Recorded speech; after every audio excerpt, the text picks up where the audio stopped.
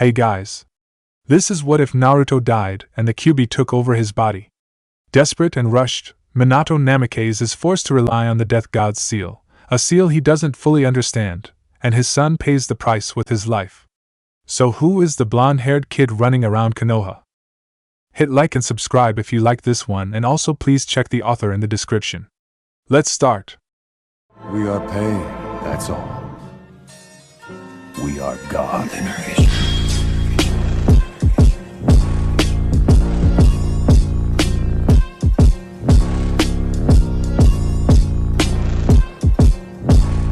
Chapter 1, Hasty Decisions. October 10th, 334 Northeast, Ninja Era.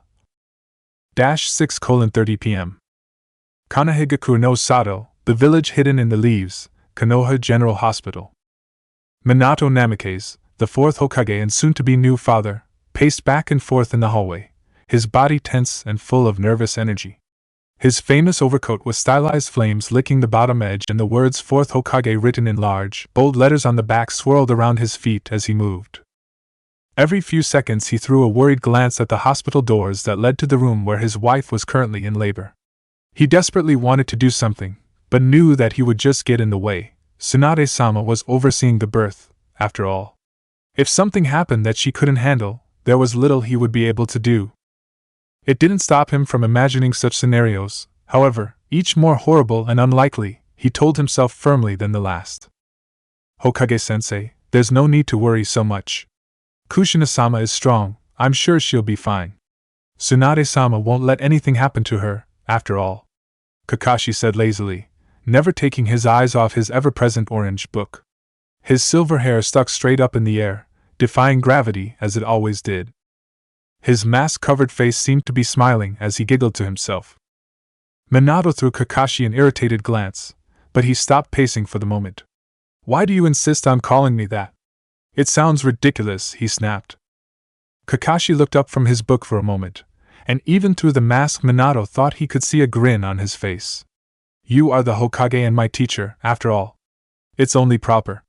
With that said, he turned back to his book, giggling again. The Hokage sighed. Thanks for trying to distract me, but you're plenty worried yourself.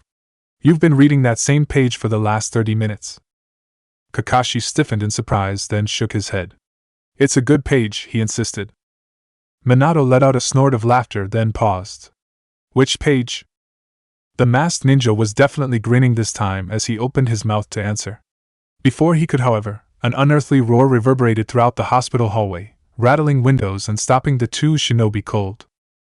The roar was more than just loud, more than just sound even. It was laced with an incredibly potent chakra, and just feeling it nearly brought them to their knees. The roar felt terrifying, it felt overwhelmingly powerful, it felt evil. Minato recovered first, and quickly grabbed Kakashi's shoulder. With a yellow flash of light they both disappeared as shouts began to ring out throughout the hospital. A few minutes before. Makai, the Demon Realm. The Kyuubi no Yuko lay before the swirling vortex that was the portal to the human realm, waiting patiently. Barren plains stretched out all around him, silent and desolate. His 9 tails swayed lazily behind him, moving seemingly at random, stirring the air and creating dust clouds as they moved. Soon the period of his banishment would be over. Soon, very soon, he would enter the human realm once more. He had waited 100 years for this moment, 100 years of bitter, frustrated anger, 100 years of planning. 100 years of wondering what had become of his brethren. 100 years since those pathetic humans wielding their silly little powers had dared to turn against him. When they had launched their attack, he had been amused. Amused that they were so arrogant as to believe that mere humans, even working together, could ever hope to so much as inconvenience a Bijou. Then they had revealed the full extent of their plan, and summoned the death god. He laughed outright at that. They apparently believed that demons such as he were mortal, and thus could be killed in such a manner. Fools! He was shocked when he was sealed into a human child. He had not thought the human's plan would work even to that extent. His shock quickly turned to rage, and he flooded the seal containing him with all his power, seeking to break free and wreak havoc upon those who would dare stand against him. His power quickly overwhelmed the seal, as he had expected. What he had not expected was to be forcibly ripped from the human realm and sent back to the demon realm immediately after that occurred. He had barely had time to witness the devastation unleashed by the shattering of the seal before he had been banished. While satisfied that he had killed the humans involved in the attack, he did not feel victorious. For a time, he assumed that the humans would soon banish his brethren as well, if they had not already done so. He wanted to confer with the others before returning to the human world and had sent emissaries to the other tribes calling for a meeting. After a year had passed without any sign of them in the demon realm and without any word through their tribes, he had been forced to consider that the sealing array had been meant for some other purpose. Whatever the humans had failed to accomplish in their attack on him had apparently succeeded elsewhere. His brethren were still in the human realm and lacked both the means to communicate and the power to move freely between the realms. Then had come the unwelcome discovery that the Death God had sealed the portal against him. With bitter clarity he now recalled the words the Death God had spoken to the human summoner, words he had dismissed as unimportant at the time, banished from the human realm for a period of 100 years. Thus is the agreement. He was pulled from his reminiscence as he felt the portal change, the feeling of the Death God's power fading away as if it had never been. With a victorious roar, he leapt to his feet and bounded through the portal, fully intent on finding his brethren, and exacting revenge on the humans who would dare interfere with the Bija.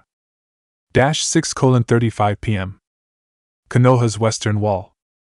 Minato landed on the outer walls of the village, already scanning the surroundings for the source of that terrible roar. Kakashi landed next to him looking vaguely ill but alert. His headband was already pushed up, revealing a madly spinning Sharingan eye. All around them other ninja were appearing on the wall, confused shouts coming from all sides as everyone tried to get a handle on the situation. Minato's voice cut through the din, strong and clear. Silence! Did anyone see the source of that roar? All the ninja, even the ones originally stationed on the wall, shook their heads. Minato frowned even as his eyes kept scanning in all directions. There was no sign of any disturbance, no smoke, no chakra emanations that he could detect. He began snapping orders to the ninja assembled around him. Within moments, squads were spreading throughout the village to check for any damage, while others were heading for the other posts to see if they had detected anything. Given the lack of physical evidence, they had to consider the possibility of a widespread genjutsu. This might have been a preliminary test by enemy ninja hoping to find any holes in village security.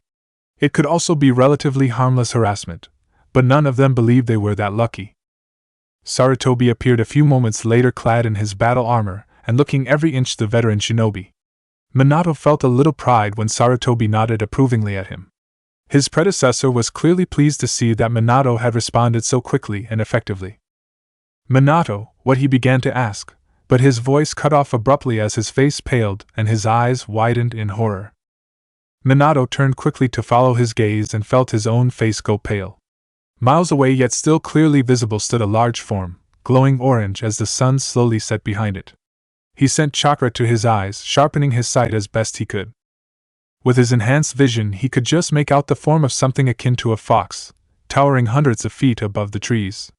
His heart nearly stopped when he saw that there were 9 flowing tails spread out behind the fox. "Dear Kami, a tailed beast." 9 tails, he whispered, his voice hoarse with fear. It had been nearly 30 years since the last tailed beast sighting, the 4-tailed gorilla in IWA. The beast had battled the ninja forces of IWA for nearly 2 days, laying waste to the countryside with its lava. Countless ninja had lost their lives battling the creature, and some areas in IWA still had not recovered. Legends said that the more tails such a beast possessed, the more powerful it was. If the 4-tailed beast could do so much damage to IWA, he shuddered to think how much damage this one could do, especially if it reached the village. Konoha was the only great village to have escaped the ravages of the tailed beasts. Their good fortune had helped them flourish beyond any other village, but it seemed their luck had finally run out. His mind raced, trying to remember everything he had ever heard about how to combat a tailed beast. The one thing all the reports agreed on was that the beasts were effectively immortal.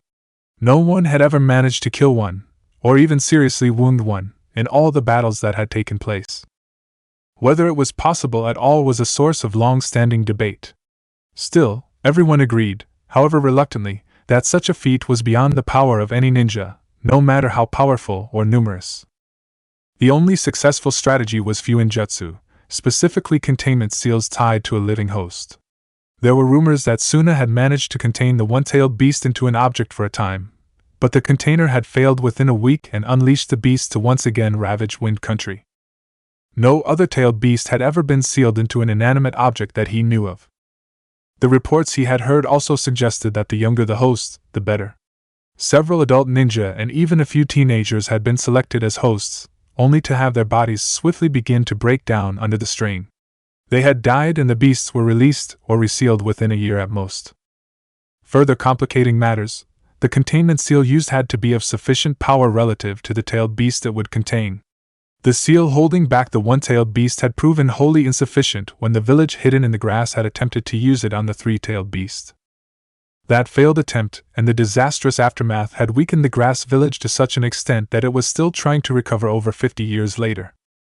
Minato's mind swiftly sorted through all the information he had available and determined the best course of action. To seal the nine-tailed beast, he would have to use the strongest seal possible on the youngest container possible. He already has a seal in mind, one which summoned the god of death itself.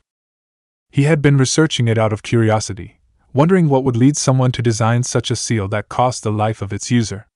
He supposed he knew the answer to that question now, though he wished he did not. As for the host, a child that was newly born would be the best. A child that was born today, such as... His mind shied away from following that thought to its conclusion.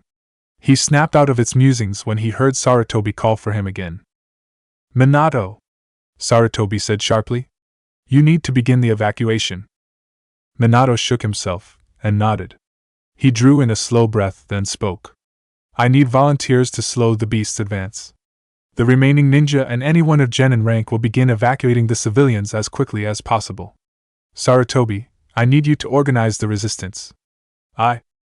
His voice trailed off for a moment as he mind grappled with what he was about to do, what he was about to sacrifice. "I need to prepare for the sealing," he finished quietly. Sarutobi nodded his acceptance. Unsurprisingly, every ninja on the wall volunteered to delay the beast. Minato smiled. It was a sad smile, but proud all the same. "Thank you all. It has been an honor to lead you." With a yellow flash, he was gone. Minato reappeared in his lab and immediately rushed to his work table. The seal to summon the power of the god of death was already spread out on the table, right where he had left it. The notes he had managed to pull together after weeks of exhaustive research lay off to the side. That information, beyond the requirements for using the seal itself, didn't even fill a page. He reviewed his own notes, realizing that he had made very little progress in understanding the underlying mechanics of the sealing array. The most useful piece of information was a scribbled note on the back of the sealing scroll. It wasn't by the original author, the handwriting was clearly different, but it contained more information than all the journals he had scoured to this point. The first test of the seal was successful, but too costly. The target was sealed, but when we lowered the protective barrier, Kenichi was dead. We examined the body but found no discernible cause of death. It seems that the god of death is not to be summoned lightly. Minato had been unable to determine what they had tested the seal on, or even who had written the note. Nonetheless, it was confirmation that the strongest seal design he had ever seen worked. He would just have to hope it was enough to contain the nine-tailed beast. He rolled up the design for the sealing array along with his brushes and inks, then disappeared in another yellow flash. 7:20 p.m. Konoha General Hospital. Tsunade gently handed the bundle containing Kushina's newborn son to the exhausted mother, smiling at the look of joy upon Kushina's face. Kushina looked haggard, her hair sticking to her sweaty face and her clothing rumpled and stained, but Tsunade thought she had never looked happier in her life. "Have you settled on a name yet?" she asked. Shizen, Tsunade's apprentice and assistant, looked on with a smile, wiping away a happy tear. "Naruto," Kushina said. She moved her hand and gently smoothed back the small tufts of golden hair that decorated the baby's head. "His name is Naruto." Tsunade and Shizen smiled fondly, glancing at each other in amusement as they wondered if the name was supposed to mean fish cake or maelstrom. Though they would never say it, they thought either meaning equally likely considering Minato and Kushina's shared love of ramen. Tsunade shook herself as she collected her thoughts. "Right. You are stable, Naruto is healthy, and everything is fine here. I hate to leave so soon, but something is happening outside and Shizen and I need to be out there to help. We'll be back as soon as we can." Kushina tensed as her senses, previously overwhelmed by the agony of childbirth, finally detected the ongoing battle. She nodded quickly, holding Naruto a little tighter as she wondered what was happening outside. 7:30 p.m. 2 miles west of Konoha. The Kyuubi flicked his tail, and 3 more ninja died. Mindful of the events that led to his banishment, he dispatched any attackers quickly and efficiently. Though it amused him to watch the humans expend their energy attempting to harm him, they had proven that they could inconvenience him if allowed the opportunity. There was no real reason to stay in the area anyway, as he had already determined that there was no trace of Yuki within 100 miles. Still, he wasn't about to ignore the fact that these humans had attacked him unprovoked. They had clearly forgotten just why the Bijou were to be feared. It seemed a little reminder was in order before he resumed his search. The Kyuubi opened his mouth and began to gather Yuki into a large ball that filled the space between his gaping jaws. Even as the Yuki grew denser and denser, he could feel the humans gathering in one area, roughly a mile away and some distance from the village. It seemed they were planning to attack him en masse. The Kyuubi would have smirked if the ball of energy would have allowed it. After a few more seconds of gathering Yuki, he closed his jaws around the ball, completely encasing it. Same time. Konoha's western wall. Sarutobi gripped the wall tightly, his knuckles white and his face grim. They had succeeded in delaying the beast, giving Minato precious minutes to prepare the sealing array that would hopefully stop the beast once and for all. They had succeeded, but the death toll was horrifying. Over 100 ninja, from Chunin to Jounin, were already dead, and he feared many more would follow if Minato did not arrive soon. Desperate for any option that would not result in further loss of life, he had directed his teammates Koharu and Hamura to gather ninja in a clearing outside the village to prepare for a large-scale ninjutsu. They were to split the ninja into groups based on elemental affinity, and by now nearly 200 ninja should be pouring their chakra into joint elemental dragon techniques. This plan of attack was sound in theory, but he was unsure if the dragons would have any impact on the tailed beast despite their considerable power. All their other techniques, including individual versions of the dragon technique, had proven largely ineffective. On the other hand, while they may not be doing any discernible damage, the tailed beast was at least treating them as threats if the way it swiftly destroyed any ninja who came near it was any indication. Hopefully this long-range attack would slow it down without costing any more ninja their lives. He squinted his eyes, watching as the Kyuubi began gathering energy into a ball in front of its mouth. He'd never heard of a tailed beast using this sort of attack before, but the amount of chakra gathered into the orb was staggering, and still growing at an alarming rate. All the ninja approaching the beast scattered immediately, but the beast made no move to attack, instead continuing to gather more chakra into the orb. Whatever it was trying to do, it seemed very slow and highly ineffective. Then the beast swallowed the whole thing. Sarutobi blinked, trying to figure out what the point of. The blast that issued forth from the beast's maw was nearly blinding in its intensity. He let out a yell of pain as he covered his eyes, and felt a wall of heat slam into him, searing his skin. He was nearly blown off his feet, but quickly recovered and tried to determine what happened, forcing his eyes open and ignoring the pain with practiced ease. A trench nearly half a mile wide and several miles long had been carved into the landscape.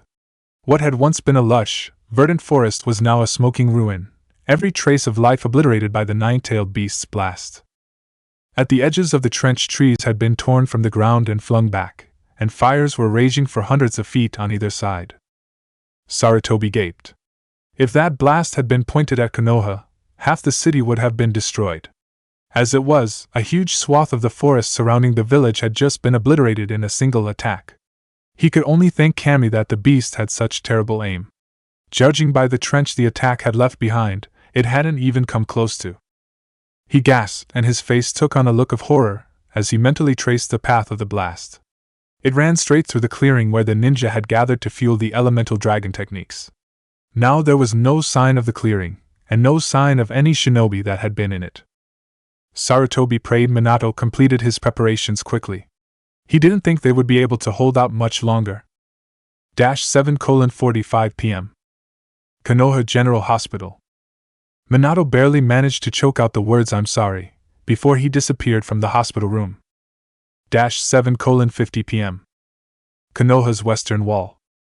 Sarutobi. Gather all available ninja and prepare to power a barrier technique around the beast, Minato called out as soon as he appeared beside the former Hokage. I need you to keep it contained so I can perform the sealing. Throw this inside the barrier just before you activate it. Minato tossed one of his signature three-pronged kunai to the old man and disappeared. Sarutobi caught the kunai easily and nodded grimly. He had seen the bundle in Minato's arms, and had a fairly good idea which child he would be using as the container for the tailed beast. He just hoped they could hold out long enough to activate the barrier. 7:55 p.m. 2 miles west of Konoha. The Kyuubi laughed quietly as he felt the humans circling around him, spread out evenly yet keeping their distance. After he had unleashed the menacing ball on their little gathering, all the attacks had ceased. He even waited for several minutes to see if they would respond, reveling in their terror. A few more deaths, perhaps another menacing ball, and the lesson would be firmly planted in their minds. Still, he really should stop playing around with the humans, he mused. His initial anger at their attack had rapidly cooled with every human he killed, and now he felt more bored and impatient than anything. After a few more moments' contemplation, he decided that one last attack should suffice, then he could move on to his real objective. He began to gather power for another menacing ball, this one aimed at the next highest concentration of humans with their odd power. For some reason, they were gathering within a mountain, behind what appeared to be human faces carved into the side. Were they expecting to hide from him now, after they had attacked him at first sight? He stopped, the menacing balls swiftly dissipating, when the barrier snapped into place around him. This was disturbingly familiar. Then a giant toad appeared in a cloud of smoke. That was new. It had been a long time since he battled anything from the outer realm, and given the outcome from the last time, he was surprised one dared show its face in front of him. Then he detected the two humans on the toad's head, one adult, with the largest concentration of energy in his body he had felt since his return, and a tiny child. He quickly grew alarmed as he realized just what was happening. 8:00 p.m. Inside the barrier. I just need you to keep the beast occupied while I complete the jutsu. Buy me some time, Bunta! Minato cried out, his hands flashing through seals so fast they appeared to be indistinct blurs. The bundle containing Naruto was nestled between his feet holding the bundle on Gamma Bunta's back as he anchored himself with chakra. Even as Minato finished speaking, the fox-like beast snarled and shot forward, tails swinging in from all angles to strike at the giant toad. Minato's knees almost buckled as Gamma Bunta shot into the air to avoid the strikes, but his hands never stopped moving.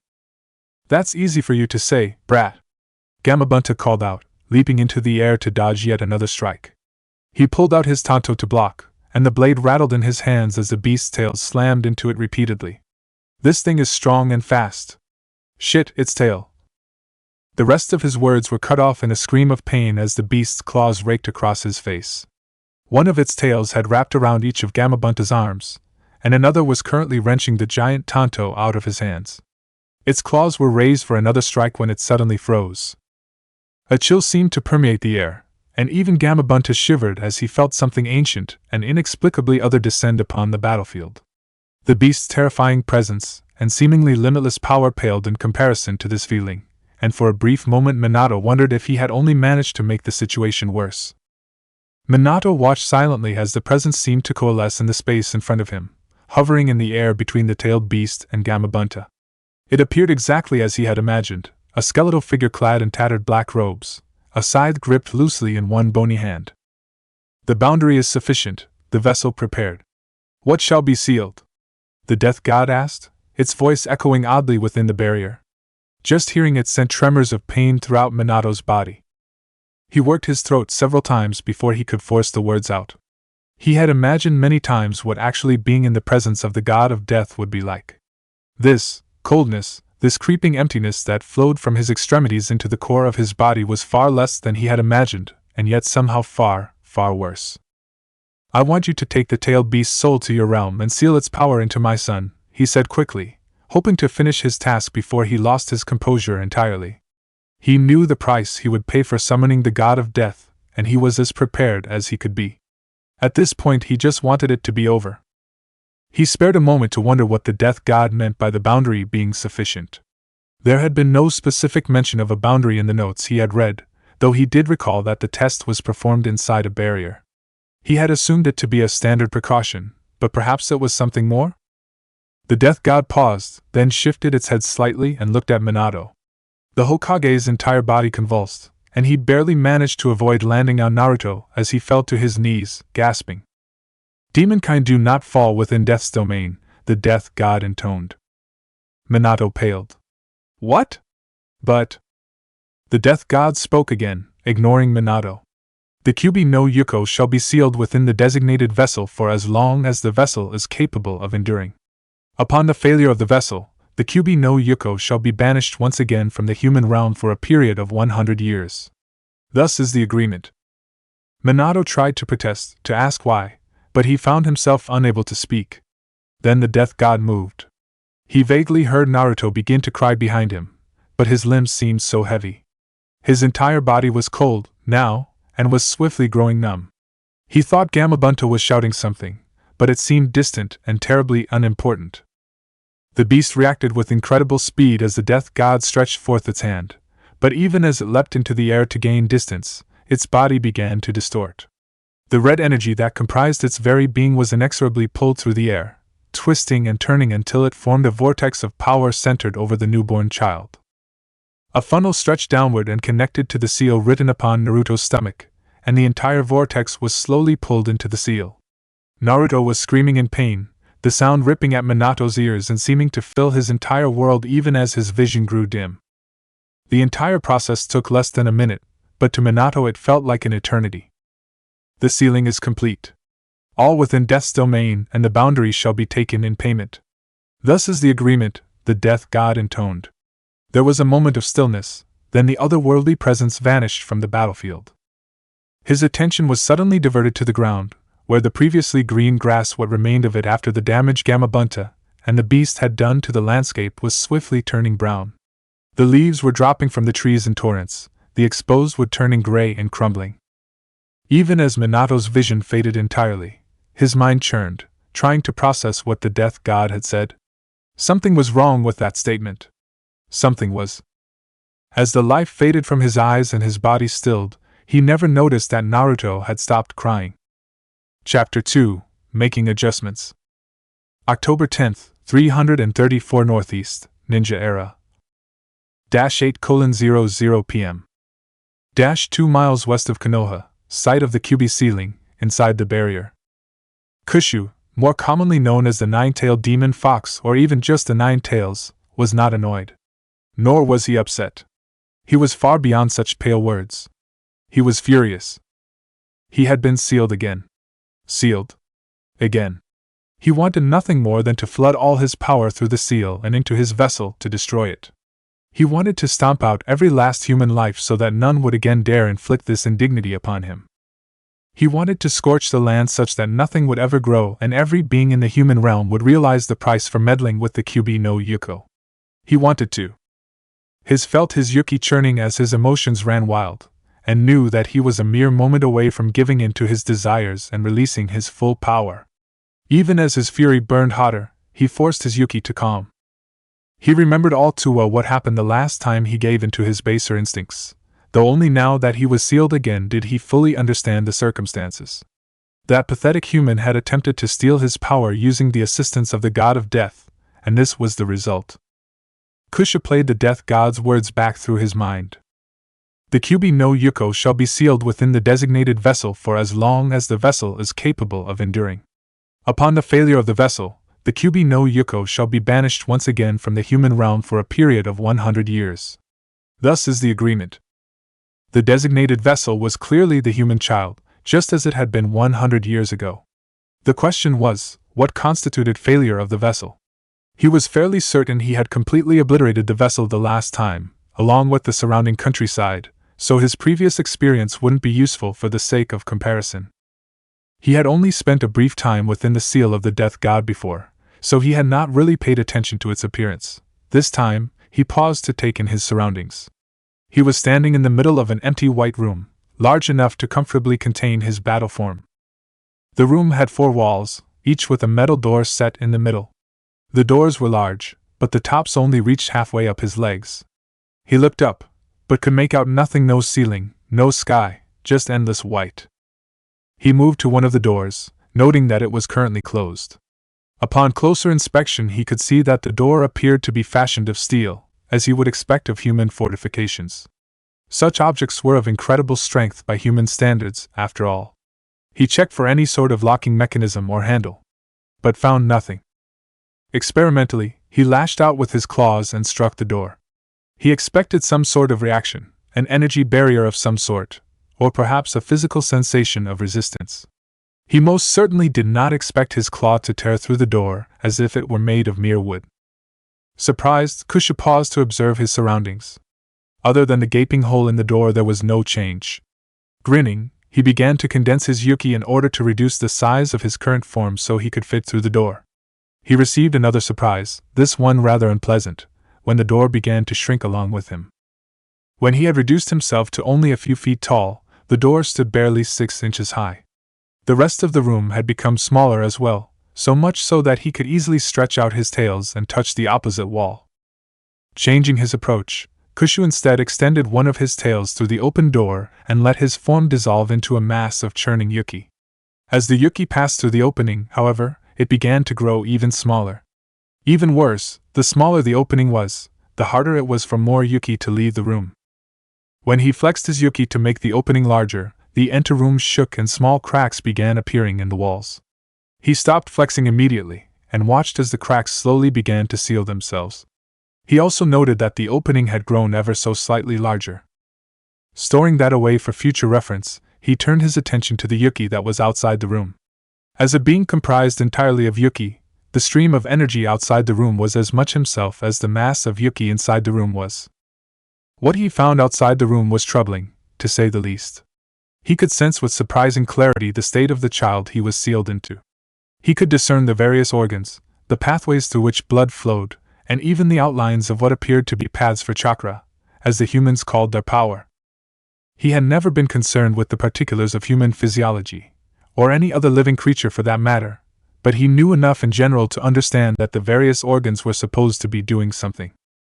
Currently, none of the organs were working. The heart was not beating, the blood was not flowing, the chakra was not moving. Actually, that wasn't quite true. As his Yuki moved throughout the body, the nearby organs reacted. The heart started to beat again, and the blood started to flow. Even the chakra reacted, circulating throughout the body, some of it even moving closer to the Yuki and curling around it. Whenever that happened, it caused a strange tingling sensation that Kushu had never felt before. The chakra would always settle down when he moved away from it, so he decided to ignore it for the time being. Kushu withdrew his Yuki as much as possible while still being able to sense the child's body, and watched. Without his Yuki, the body quickly shut down again. He waited for several seconds, watching for any activity anywhere within the body. Nothing happened. It took him another few seconds to realize what the problem was, but when he did, a wave of panic shot through him. The child was dead. He was certain the child had been alive prior to the sealing, so either the sealing process itself, or the presence of the death god had cost the child its life. Kushu braced himself, certain that he would be sent back to Makai, again, any moment now. Several more seconds passed, but nothing happened. Confusion swept through him, and he went over the death god's words once more. Perhaps failure of the vessel referred to the destruction of the physical body, rather than the death of the child's soul? If so, Kushu began to laugh as he sent as much Yuki as possible out of the room, spreading it throughout the child's body. Same time. Outside the barrier. Sarutobi stared helplessly at the barrier, vainly trying to see through the opaque bubble that enclosed his successor and the tailed beast. All around him, hundreds of ninja were pouring all their available chakra into the technique, fueling what was easily the largest barrier he had ever seen. He wouldn't be surprised if it was nearly half a mile in diameter. Now that he had nothing to do but wait, he found himself reflecting bitterly on the many mistakes he had made in the last 2 hours. He had sent far too many ninja on what amounted to a suicide mission, and he wondered even now if their deaths had accomplished anything at all. The rational side of himself knew that they had all volunteered, and he was proud of them all for their will of fire, but the guilt weighed heavily on his soul. It was a familiar guilt, and while these new burdens had plenty of company, that did not make them any easier to bear. But the worst burden of all, outweighing even the moment he had realized just how far his favorite student had fallen, was waiting inside that barrier. He had realized shortly after Minato turned over command of the battle what he intended to do. He had known of Minato and Jiraiya's research into the Death God's seal, had even contributed some of the journals from his personal library. He just wished that he knew enough about sealing to do it himself. Minato was the most promising shinobi he had ever met, and even now he grew stronger and stronger. Minato had a wife who had just given birth and a son who should be able to enjoy life with both parents. Now that would never happen. Sarutobi was drawn out of his musings as he noticed several ninja collapsing as they succumbed to chakra exhaustion. The genin and support ninja who lacked the necessary reserves to fuel the barrier moved into assist them, but Sarutobi could see that more and more ninja would be dropping soon. Even the experienced jounin looked shaky and pale from the chakra drain. He weighed his options at this point. He could send in fresh ninja and mandate the use of soldier pills and the 8 gates, for those capable of it, to extend the duration of the barrier.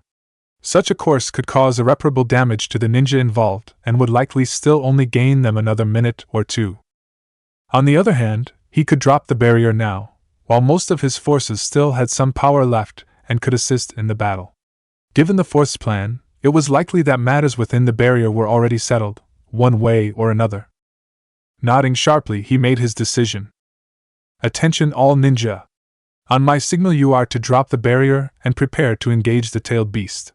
His voice rang out. He could see the ninja around him gather themselves, determination warring with fear in their faces. He waited a few more seconds, then shouted, "Now!" The barrier flickered, then disappeared completely. Sarutobi himself led the charge into the now revealed clearing, only to falter as he surveyed the scene before him. The tailed beast was nowhere in sight. He could see evidence of a battle, as claw marks so large they might as well have been trenches were scattered throughout the area, and he could see impressions in the ground caused by Gamabunta leaping about. Gamabunta himself stood in the center of the clearing, eyes closed and head bowed. His sword was sheathed and his pipe was stuck through his belt. Blood dripped from jagged wounds across his face and head, but the giant toad paid them no heed. Sarutobi moved forward to question Gamabunta, but his attention was suddenly diverted to the top of Gamabunta's head as a flare of chakra suddenly appeared. It was far weaker than what he had felt earlier in the day, but still unmistakably the tailed beast's chakra. He could also make out a baby crying at the top of its lungs. When he performed a shunshin to the top of Gamabunta's head, he found the chakra already receding back into the baby, leaving no visible mark that it had been there at all. The child continued to cry insistently until Sarutobi finally picked him up, at which point he quieted under the gentle rocking and quickly drifted off to sleep. He finally turned his attention to the figure lying nearby. Minato's eyes were still open, even in death, and his face was pale and drawn. The expression on his face was heart-wrenching. The pain and guilt he felt in his final moments was obvious. Sarutobi slowly knelt beside Minato's body, and reached out with one shaking hand to close his eyes. He could feel tears streaming down his face, but he just let them flow. He pulled off his long scarf and laid it across Minato's head, then moved back down to the ground. He paused on his way down to speak into Gamabunta's ear. "I would like to ask you about what happened inside the barrier, but I need to see to the village first. Can Jiraiya talk to you later?" Gamabunta gave a slight nod, his head still bowed in sorrow. The moment he arrived at Gamabunta's feet, he was surrounded by anxious ninja. None could voice their questions aloud, but their concerns were plain to see. Some were eyeing the bundle in Sarutobi's arms curiously, while a few were clearly already drawing conclusions about what had happened within the barrier. Sarutobi scanned the crowd and soon spotted Kakashi's distinct shock of white hair. "Kakashi!" Though his voice was low, it rang out in the silent clearing as if he had shouted. "Please select 3 other ninja to serve as Minato's honor bearers." Our Sarutobi's voice broke from grief, but he forced the rest of the words out. "Our 4th Hokage has fallen in battle. 9:00 p.m. Konoha, Hokage's office. "Ah, Tsunade-chan, thank you for coming so quickly," Sarutobi said. He smiled slightly, but kept his attention on the bundle in his arms. "Well, whatever you need me for, just make it quick. I need to get back to the hospital. We've got a lot of injured ninjas still, not to mention all the ones with severe chakra exhaustion," Tsunade said quickly. She was looking around his office in irritation, so it actually took her a few moments to realize what he was holding in his arms. Is that a baby? Sarutobi chuckled. I'm glad to see your skills haven't dulled over the years. This is indeed a baby. A very special baby, in fact. Tsunade growled under her breath, but moved closer, correctly assuming that she was summoned to check on the child's health. She froze a few steps away, and then called out in shock, Naruto? Sarutobi nodded to himself, Tsunade's exclamation all the confirmation he needed that, as he had expected, this was indeed Minato's son. Ah, so they did go with Naruto for his name after all. I thought they would. Old monkey, why is Kushina and Minato's kid here? Actually, where's Minato? Sarutobi finally turned his face towards her, and she was shocked to see his reddened eyes and tear-stained cheeks. Here in this office, in front of one of his former students, he let his guard down and allowed his grief to show through. You haven't heard? He asked quietly, genuinely surprised. Tsunade shook her head slowly. All the patients I was working on were in no condition to talk, and I came straight here when the ANBU summoned me. What haven't I heard? She tried to ignore the foreboding feeling that had settled firmly in her gut, and the echo of long-dead voices that were never far from her thoughts. Minato sacrificed himself to seal away the tailed beast. Given the beast's power, the only option was to seal it away into a child, the younger the better. I suspected he had chosen his own son as the vessel, and you have just confirmed that for me, Sarutobi said softly, turning back to look at Naruto again. His wrinkled hand smoothed back the small tufts of hair on Naruto's head as he continued to rock the baby gently back and forth. Tsunade closed her eyes and bowed her head, quietly absorbing the news. Sacrificing his own life to protect others sounded exactly like something Minato would do. Even as she thought about the fourth Hokage, the faces of Dan and Nawaki, her lover and her younger brother, flashed through her mind. All three had dreamed of becoming Hokage and protecting the village, though only Minato had achieved his dream. Dan and Nawaki had both died long before they even had the chance. And now Minato was gone as well. Kushina would be. Tsunade looked up quickly. Does Kushina know? Sarutobi shrugged slightly. I honestly don't know. I sent an ANBU squad to find her first, actually. I assumed she would still be in the hospital, or perhaps back at their house. I expected her to arrive first, in fact. When was the last time you saw her? A few hours ago now, just after Naruto was born.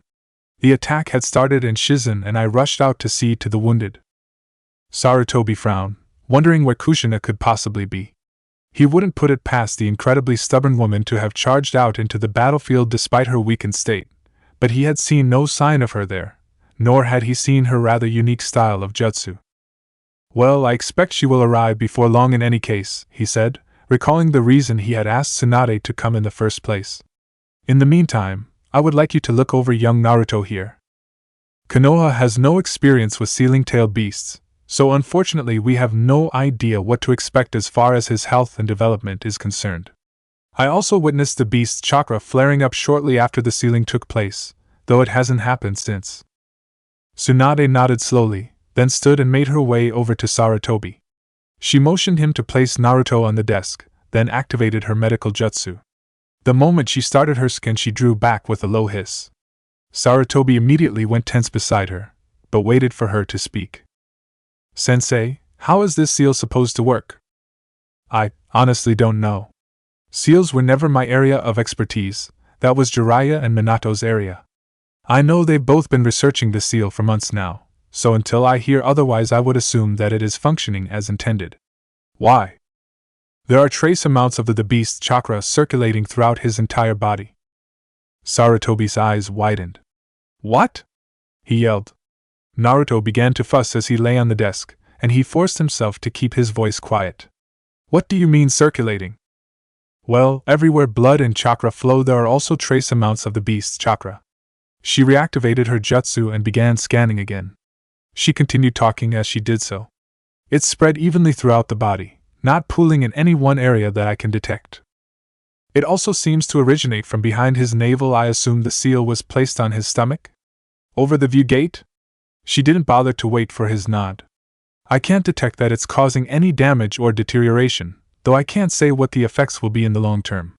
For the moment, I'd say it's actually helping, if anything. Sarutobi relaxed slightly as she spoke. Perhaps this was how the seal was supposed to function. There could certainly be a lot of benefits to having a secondary supply of chakra, though who knew if the beast's chakra worked in the same way as human chakra. In fact, he recalled descriptions of other vessels using powerful and unique techniques in the past, techniques that no one had managed to replicate. Perhaps this was part of the secret. Tsunade frowned suddenly. What the? Sarutobi waited for her to continue, but she remained silent, still frowning. What? What is it? He prompted. There was some sort of reaction between the beast's chakra and Naruto's chakra, what little of it there is at his age. I've never seen chakra do that. Do what? He was getting rather annoyed at this point, and was on the verge of activating his own technique just to see for himself. Where the two chakras come in direct contact, it sort of vibrates. It doesn't seem to cause any damage or side effects, but how? Why? It vibrates? How in the world does chakra vibrate?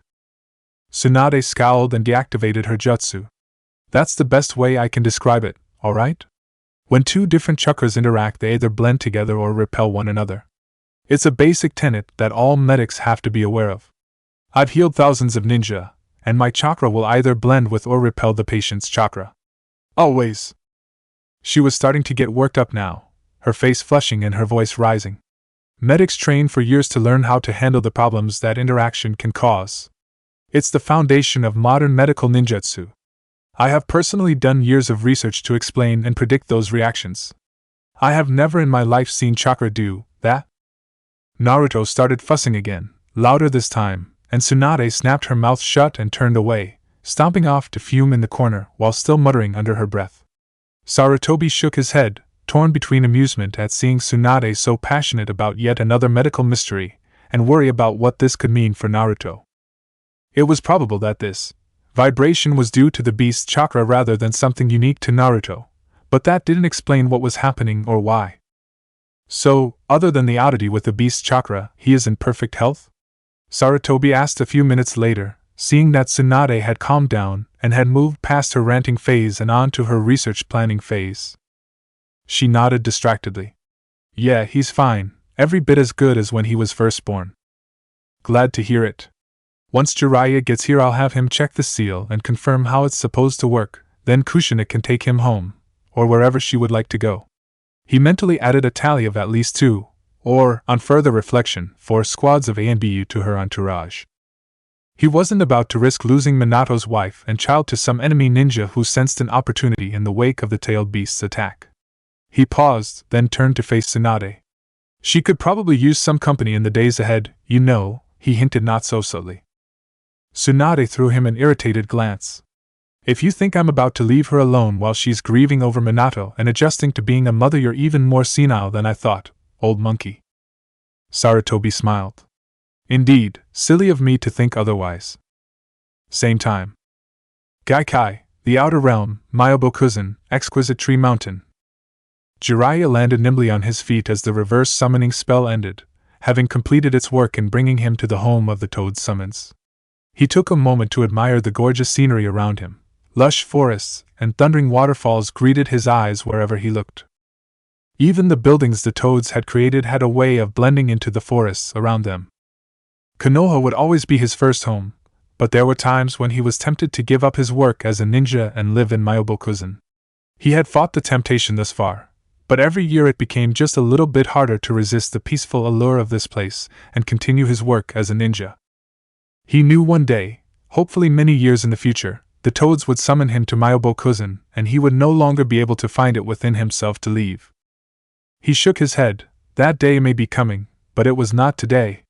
Today he was here to learn about the last moments of his last and greatest student, Minato Namikaze, the man who had surpassed his teacher in nearly every respect, the man who had become Hokage before the age of 30, the man who he had hoped would succeed him as the Toad Sage.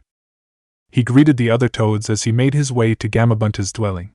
Word had already spread throughout the village of their solemn demeanor, and consoling words were any indication. He let their words wash over him, thankful for their support, but unable to truly face his feelings on the matter at the moment.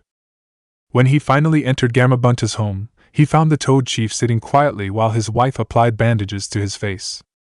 Jiraiya was shocked to see that the wounds Gamabunta had taken in the battle with the tailed beast had remained after the summoning ended. That had never happened before, and he hadn't even known that it could happen at all. "How are you still injured?"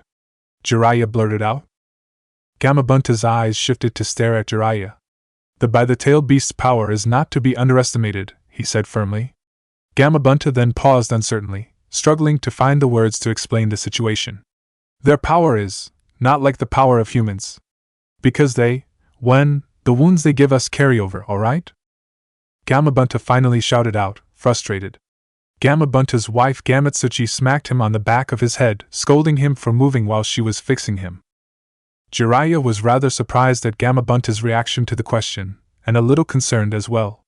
He knew there were secrets that the toads kept from him concerning their own existence, but always before it had seemed like irrelevant details. Now he was certain the toads knew something very important and wanted to tell him, but couldn't. He thought about pressing for details, but his experience fishing for information that the toads didn't want him to have told him that would be a bad idea. He may have signed a contract with them, and he may have their respect and friendship, but there were clear limits. "I see," Jiraiya said slowly, trying to convince himself Gamabunta and Gamatsuchi were not looking at him with pity when he said that. "Well, that's not why I came here. I wanted to learn about what happened inside the barrier. You are the only one who can tell us anything." Gamabunta sighed and nodded, then began relating the events within the barrier from his perspective. When he was finished, Jiraiya looked over the notes he had hastily written down. "All within Death's domain and the barrier, huh? Guess that explains why all the trees and grass were dead, and why the summoner's life is taken. I guess the seal also protects the vessel from this, since Naruto survived the sealing. Makes sense, wouldn't be very useful otherwise," Jiraiya mused. He tapped the pen against his chin as he reviewed what he knew about the Death God's seal. That would explain that third section in the left quadrant. Jiraiya trailed off, mumbling to himself as he assimilated this new information into his knowledge of the seal. Gamabunta shifted uneasily, but said nothing. Jiraiya fell quiet for a time, then looked up at Gamabunta, tears beginning to form in his eyes. Did Minato say anything at the end?" Gamabunta sighed heavily, but shook his head. "No, Jiraiya, he didn't. Knowing him though, I'm sure he left some sort of message behind, but he didn't say anything while I was there. There was no time." Gamabunta fell silent as Jiraiya forced back his tears and nodded slowly. Right. I'm sure he did, yeah," Jiraiya said, wiping his face and taking a long breath. "Well, I need to let Sensei know about all this. Thank you for telling me, Bunta." Jiraiya bowed in thanks, then turned to leave. "Jiraiya," Gamabunta called out quietly. "There's something else you need to know. The great Toad Sage has issued a new prophecy. He says that one of your students shall stand in the path of the vengeful spirit, and that their clash shall reshape the world." Jiraiya felt rage wash over him. "Well, all my students are fucking dead now, aren't they?" The anger left as quickly as it had come, leaving a horrible empty feeling behind. "They're all dead," he finished quietly. He turned and left the building without another word. Gamabunta sadly watched Jiraiya walk away. His last whispered comment barely managed to reach Jiraiya's ears. "You aren't." Chapter 3, Limited Understanding. October 11th, 334 NE. 3:15 a.m. Konoha, Tsunade's residence. Kusha was not annoyed. Despite his success in taking over his vessel and restarting its vital functions, thus ensuring his own continued presence within the human realm, his initial experiments had already uncovered several limitations, even beyond the small amount of Yuki available to him. The very first thing he tried was to extend his Yuki outside the confines of the vessel. It worked, but only to a point. Once his Yuki extended further than 2 feet, it was pulled back towards the vessel. The overall sensation was similar to when the Death God sealed him, but ceased once the Yuki was within the 2-foot boundary. By essentially throwing his Yuki, he could extend this range significantly, but he lost all control of the Yuki until it was inexorably pulled back to him. The sensation when that happened was disturbing as well. He lost all awareness of that part of himself, and when it rejoined his main body there was only a memory of nothingness. He had no desire to experience that further, and refrained from throwing his Yuki again. He hoped that the 2-foot boundary could be extended in the future, but for now his ability to interact with the world was severely limited. His next attempt was to form a solid shell of Yuki around the body, and use that to move around. If it worked, he could emulate his normal movements, if limited in size and scope. This attempt was also successful, but, again, only to a point. The amount of Yuki he could pour into the shell while still maintaining the body's vital functions was incredibly small at this point, and the shell was paper-thin. Kushu was certain that the shell would not withstand even the weakest of attacks from his demon kin. The potential power of the human's chakra was currently unknown, but from what he remembered of the recent battle, any of his attackers would most likely be able to pierce the shell with little difficulty. Further testing was interrupted when the old human appeared and carried him from the battlefield. Kushu felt the body reacting to the warmth and comfort offered by the human, and made another discovery. With his Yuki spread throughout the body as it was, he experienced everything the vessel did as though it was his own body. The body also apparently functioned as a living being's would, despite the presence of his Yuki. In this case, the body's functioning began to slow, though not to a harmful extent. In fact, this current state required even less Yuki to maintain than before. This must be the sleep that corporeal beings experienced. While the body rested, Kushu himself, and more importantly his senses, was unaffected. He couldn't see out of the vessel's eyes as they were currently closed, but all the other senses continued to function. His own innate ability to sense the energies of the world around him was similarly unaffected. So he observed silently as the old human spoke to the other humans, then later wept and ranted in the privacy of his office. Kushu understood the language well enough, but lacked the context to make sense of his words. Kushu filed everything away as potentially useful information anyway. He was stuck in this human vessel for the time being and needed to adapt. Kushu had feared discovery and death when the female human announced the presence of his Yuki, though she foolishly called it chakra, as if he were a human, but relaxed when the old human dismissed it as the proper functioning of the seal. For all Kushu knew, the old human could be correct, though he personally suspected otherwise. He also paid close attention to the female's rant about the strange interaction between his Yuki and the vessel's chakra. This would merit further study. When the second male arrived, and Kushu decided he really needed to pay attention to names if he was going to pass as human, he listened closely to the discussion of the seal, but learned nothing of value. The second male was very quiet, unusually so if the other's words were any indication, and did not go into any detail other than to say that the seal was intact. Kushu also paid close attention to the confrontation that occurred when the other female barged into the room. It appeared there was discord within the human ranks, and he could potentially use this to his advantage. Which brought him back to his current circumstances. The second female, apparently the vessel's mother, if her words were any indication, had refused to put him down for hours on end. She had sought out the first female and they had talked and wept together for some time, but had discussed nothing of relevance that Kushu could determine. Even the irony of their resolution to not let anyone mistake the vessel for the tailed beast grew stale quickly. It was difficult to laugh at their lack of understanding given his current situation. And now they, along with the vessel, were asleep. He wanted to continue testing the limits of his current situation, but had already determined that any further flares, as they called them, would bring suspicion and mistrust upon him. Given his current helpless state, that was unacceptable. Then he noticed that the body seemed to be demanding sustenance, and increasing the flow or concentration of his Yuki to deal with it did nothing to alleviate the problem. After attempting to use the body's limbs to rouse the female currently holding him, he was forced to call out using the body's vocal cords. He, the Kyuubi no Yuko, was now a helpless babe crying for his mother's milk. Kushu was not annoyed. He was furious. That his anger stirred his Yuki and only made the vessel cry louder did not appease him in the slightest. Same day. 8:55 a.m. Konoha, Hokage's Tower, Council Chambers. The council chambers located in the Hokage Tower were the traditional meeting place for the representatives of Konoha's government, both military and civilian. The room itself was large but sparsely decorated. 3 large tables arranged to form a triangle stood in the middle of the room.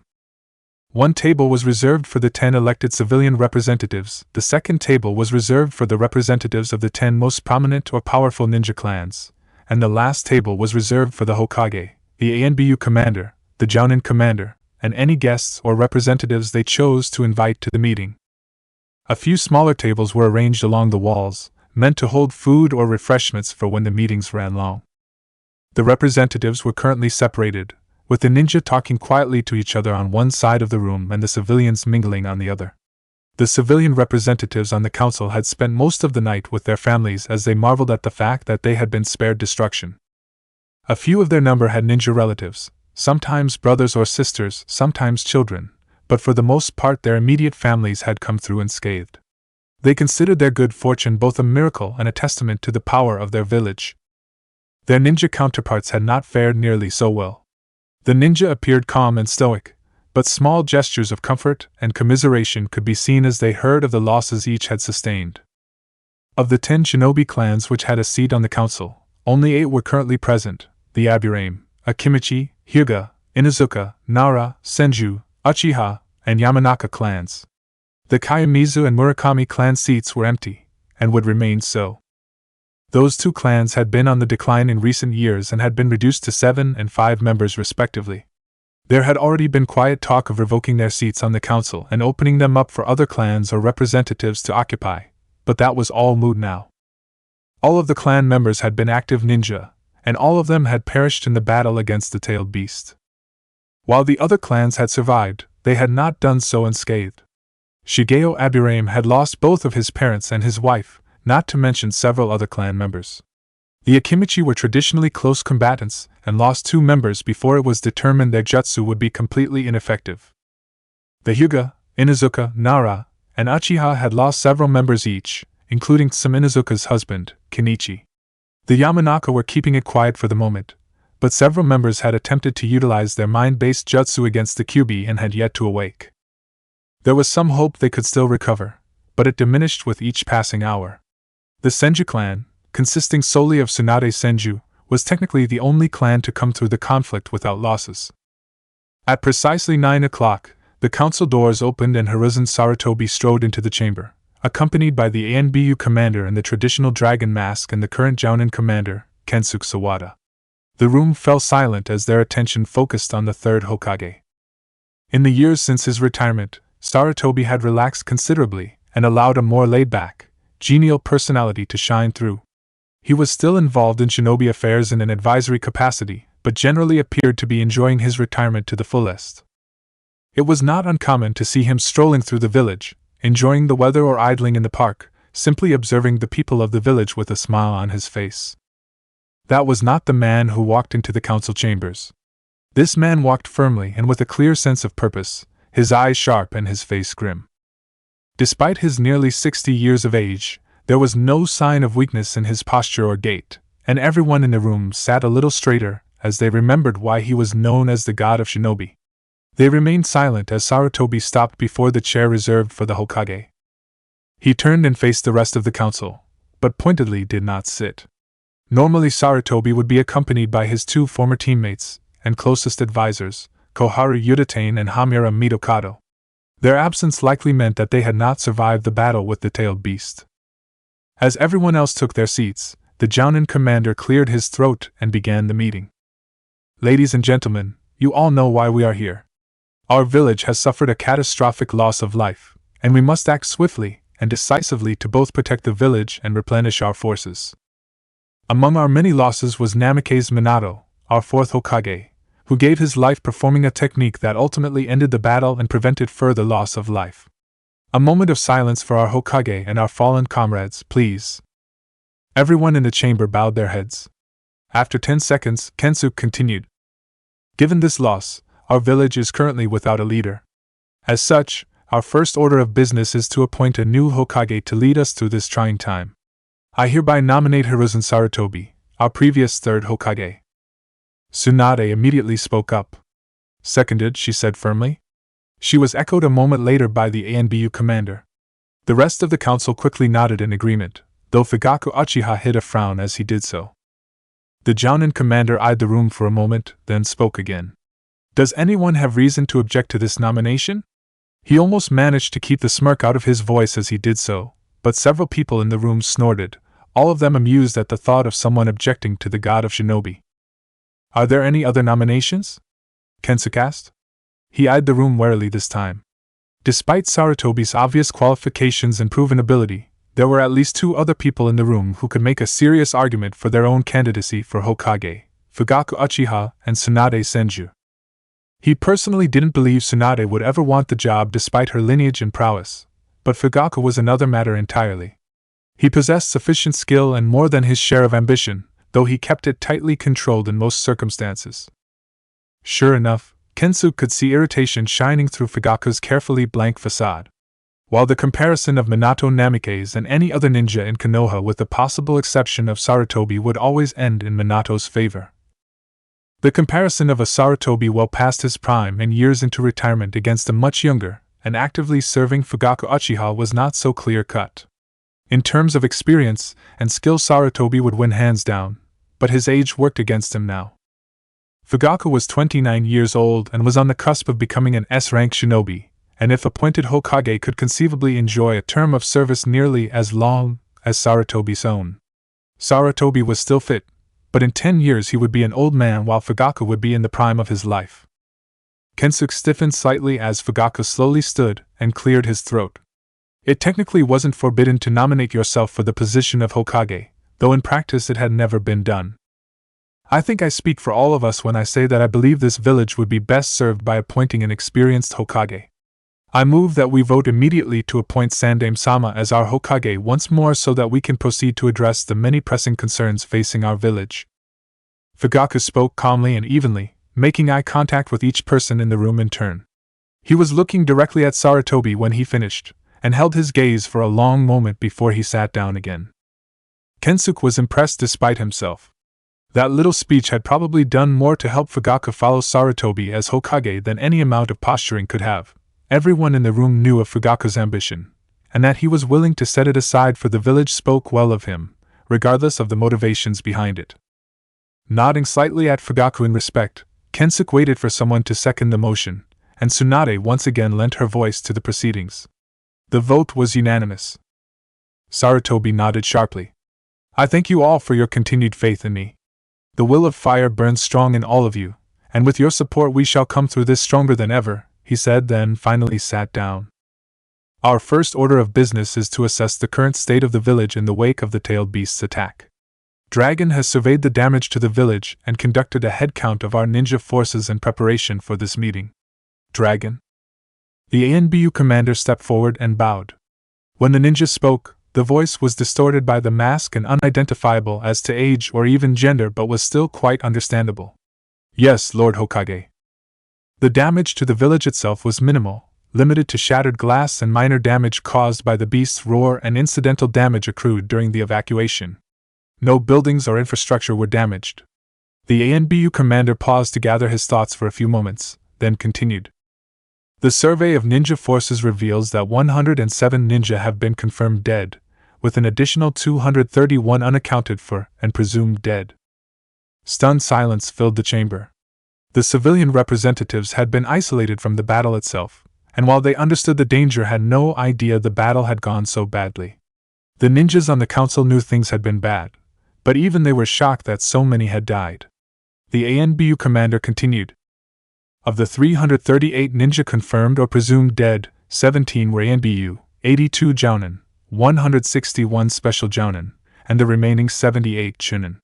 In addition, there are 28 ninja, 2 ANBU, 7 Jounin, 3 special Jounin, and 16 Chunin who are listed as permanently disabled. Analysis of mission capacity and defensive capability is ongoing, but initial estimates indicate that, including all ninja who were away on missions during the attack, we have 7 ninja cleared for S-rank missions, and less than 30 cleared for solo A-rank missions. If we maintain our current defensive allocation, Konoha will experience nearly a 70% loss in mission income in the next year alone. Projections indicate that Konoha will be bankrupt or overrun within 3 years. Sarutobi's head was bowed as he heard the death toll. 338 ninja dead on his orders, while under his command. Only the death tolls of the second or third ninja wars compared, and those were spread out over years. This had happened in less than 3 hours. The other members of the council slowly digested the news. The civilians looked faintly ill, their previous belief that Konoha had been spared by some miracle feeling hollow now that the consequences were becoming clear. After a full minute of silent contemplation as each member considered the situation, Sarutobi spoke up. Our most pressing concern is the manpower available for missions. We can't decrease our defensive allocation. If anything, we'll need to increase it. The other villages will test us once word gets out about the attack, and if they sense weakness, they will not hesitate to take advantage. We also can't allow income from missions to drop so far. I will request support from the Fire Lord, but I suspect we'll be lucky to get enough to cover 5% of our annual income, and that will dry up well before we have recovered. He has always maintained that the village should be self-sufficient, and his generosity will only extend so far. The logistics division will need to provide specifics, but for the purposes of this discussion, let us assume that we can allow income to drop to 80% of our current levels at most. In order to shore up our manpower, for the foreseeable future I will be placing the village on a limited war footing. All inactive ninja will be reactivated, including clan heads and clan elders. All leaves and vacations are hereby cancelled, and all reserve ninja will be called into active duty. Dragon, how many additional ninja does that give us? Dragon thought for a moment, then replied, in theory, that would provide us with 3 ANBU, roughly 40 additional jounin and 90 special jounin, and over 200 shunin. However, given how long some of those ninja have been inactive, I would expect the jounin and special jounin numbers to be significantly lower, at least in the short term. Sarutobi nodded thoughtfully. I see. I am also increasing the percentage of pay per mission allotted to the village, up to an additional 25%. Again, the logistics division will provide more concrete numbers as our exact situation becomes clear. At the very least, this should buy us some time to train or activate additional ninja. The shinobi representatives all winced, but no one voiced an objection. That measure would not be popular, even less popular than pulling some of their clan members out of their retirements. The majority of ninja, especially those without clans, lived off of their mission pay. An additional 25% would seriously impact their finances. In order to alleviate some of the increased demands on our ninja, I am also implementing subsidies for ninja housing and equipment. Any and all ninja will pay reduced prices for goods and services provided by civilians for as long as I deem necessary. The ninja relaxed slightly, nodding to themselves. They would likely still see less money overall, but this measure would help significantly, and would make the situation much more palatable to the average ninja. Some of the civilians, on the other hand, frowned. They knew better than to interrupt at the moment, but they didn't see why it was necessary to cut into their own profits. They already supported the village through taxes and mission fees, and diverting even more of their funds to support the ninja seemed excessive. If the ninja needed more money, they should run more missions. The ninja certainly weren't falling over themselves to spend more money at their stores when business was slow, now were they? Sarutobi continued, filing away the reaction of the civilians for a later time.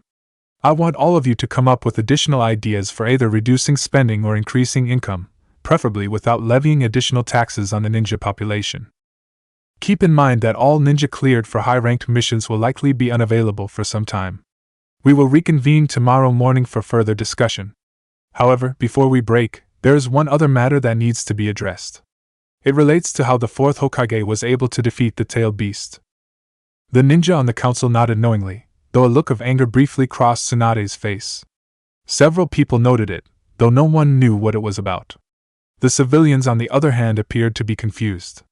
One, Naoki Taniguchi spoke up, the first civilian member of the council to do so since the meeting began. Hokage-sama, what do you mean? Didn't the fourth Hokage kill the beast? Sarutobi shook his head. Actually, no, he didn't. No ninja has ever been able to kill a tailed beast, not even the weakest of them, the one-tailed. The fourth Hokage instead sealed the beast into a vessel. What is important is the means he used to do so. Minato, along with Jiraiya, was researching an obscure seal known as the all-consuming seal of the god of death. They both agreed that it was the most powerful seal currently in existence, and thus he chose it to seal the nine-tailed beast. He did so knowing that the price for using the seal would be his life. As I understand it, Minato initially planned to use the death god to kill the beast, or at the very least separate it from its power. Gamabunta, Minato's summon, was present during the sealing and told Jiraiya what happened inside the seal, and Jiraiya has since related those events to me. In short, the death god was unable to kill the tailed beast. Instead, the death god informed Minato that the beast would be sealed into a vessel and then banished for a period of 100 years once the vessel failed. The room relaxed, letting out a tension that had unknowingly been building since Sarutobi began relating the events of the sealing. 100 years before the beast could possibly return to attack the village. The ninja, who were exposed to seals on a regular basis and had heard of the fate of the other-tailed beasts, were already adding years, possibly decades, to that total as they considered the potential lifespan of the child selected to be the vessel. The civilians, who rarely encountered seals or concerned themselves with the details of ninja life, reached a rather different conclusion. Naoki spoke again, curiosity evident on his face. "What is the vessel, Hokage-sama?" "Not what. Who?" "What?" The fourth Hokage turned the beast into a person? Naoki shouted. Sarutobi startled, surprised at Naoki's conclusion. "No, he didn't turn the beast into a person, he sealed the beast into a baby. The child is the beast's prison, essentially. It requires a human being to contain a tailed beast, and the younger the child the more secure the seal," Sarutobi replied, attempting to keep the explanation as simple as possible, mindful of the civilian's limited understanding of seals.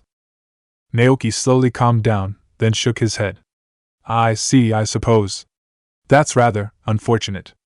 At any rate, I assume the beast, or child, or whatever, has already been taken care of?" Tsunade jumped to her feet. "What is that supposed to mean?" she yelled out, her fists clenched. Yoshikazu Nara frowned, beginning to piece together a disturbing picture as he recalled certain other facts relating to Tsunade, Minato, and Kushina.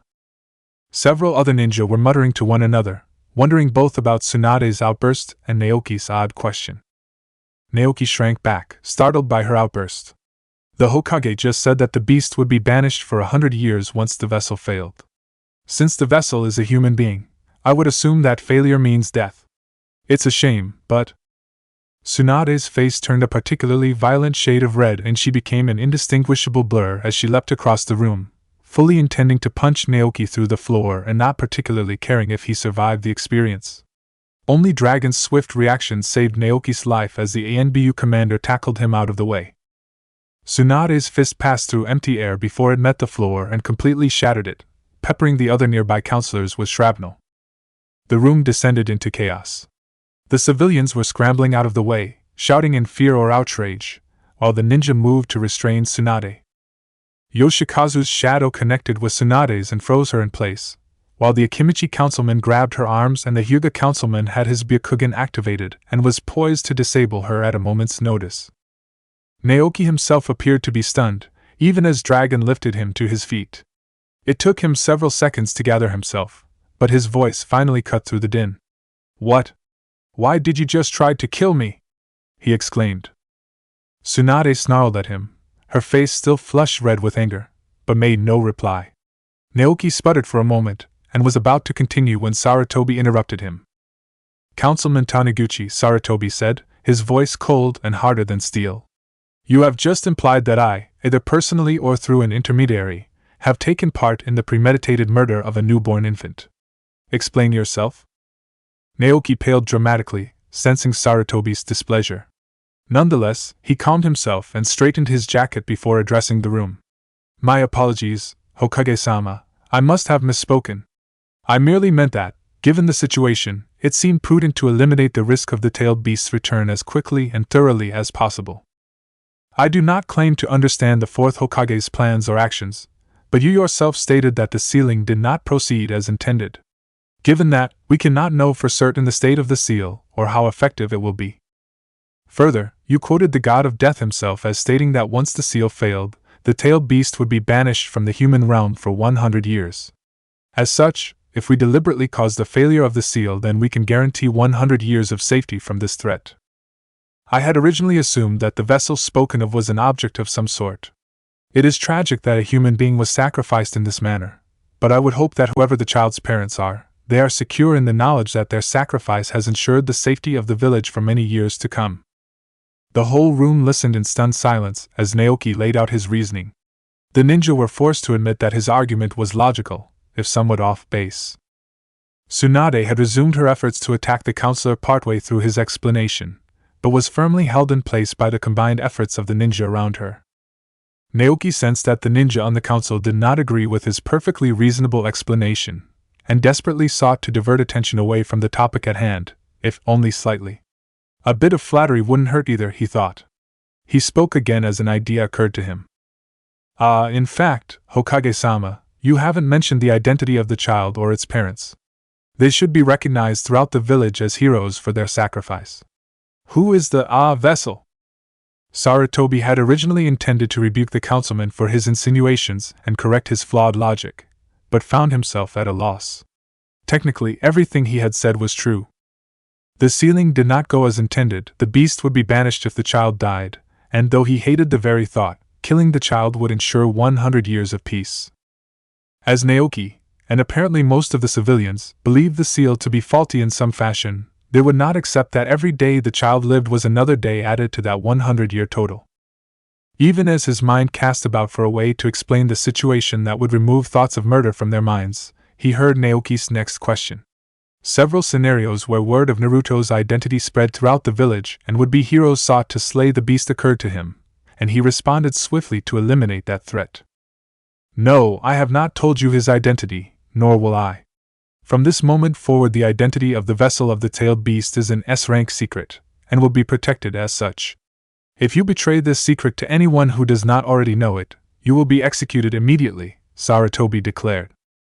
He would be damned if he allowed any harm to come to Minato's child, especially from overzealous fools.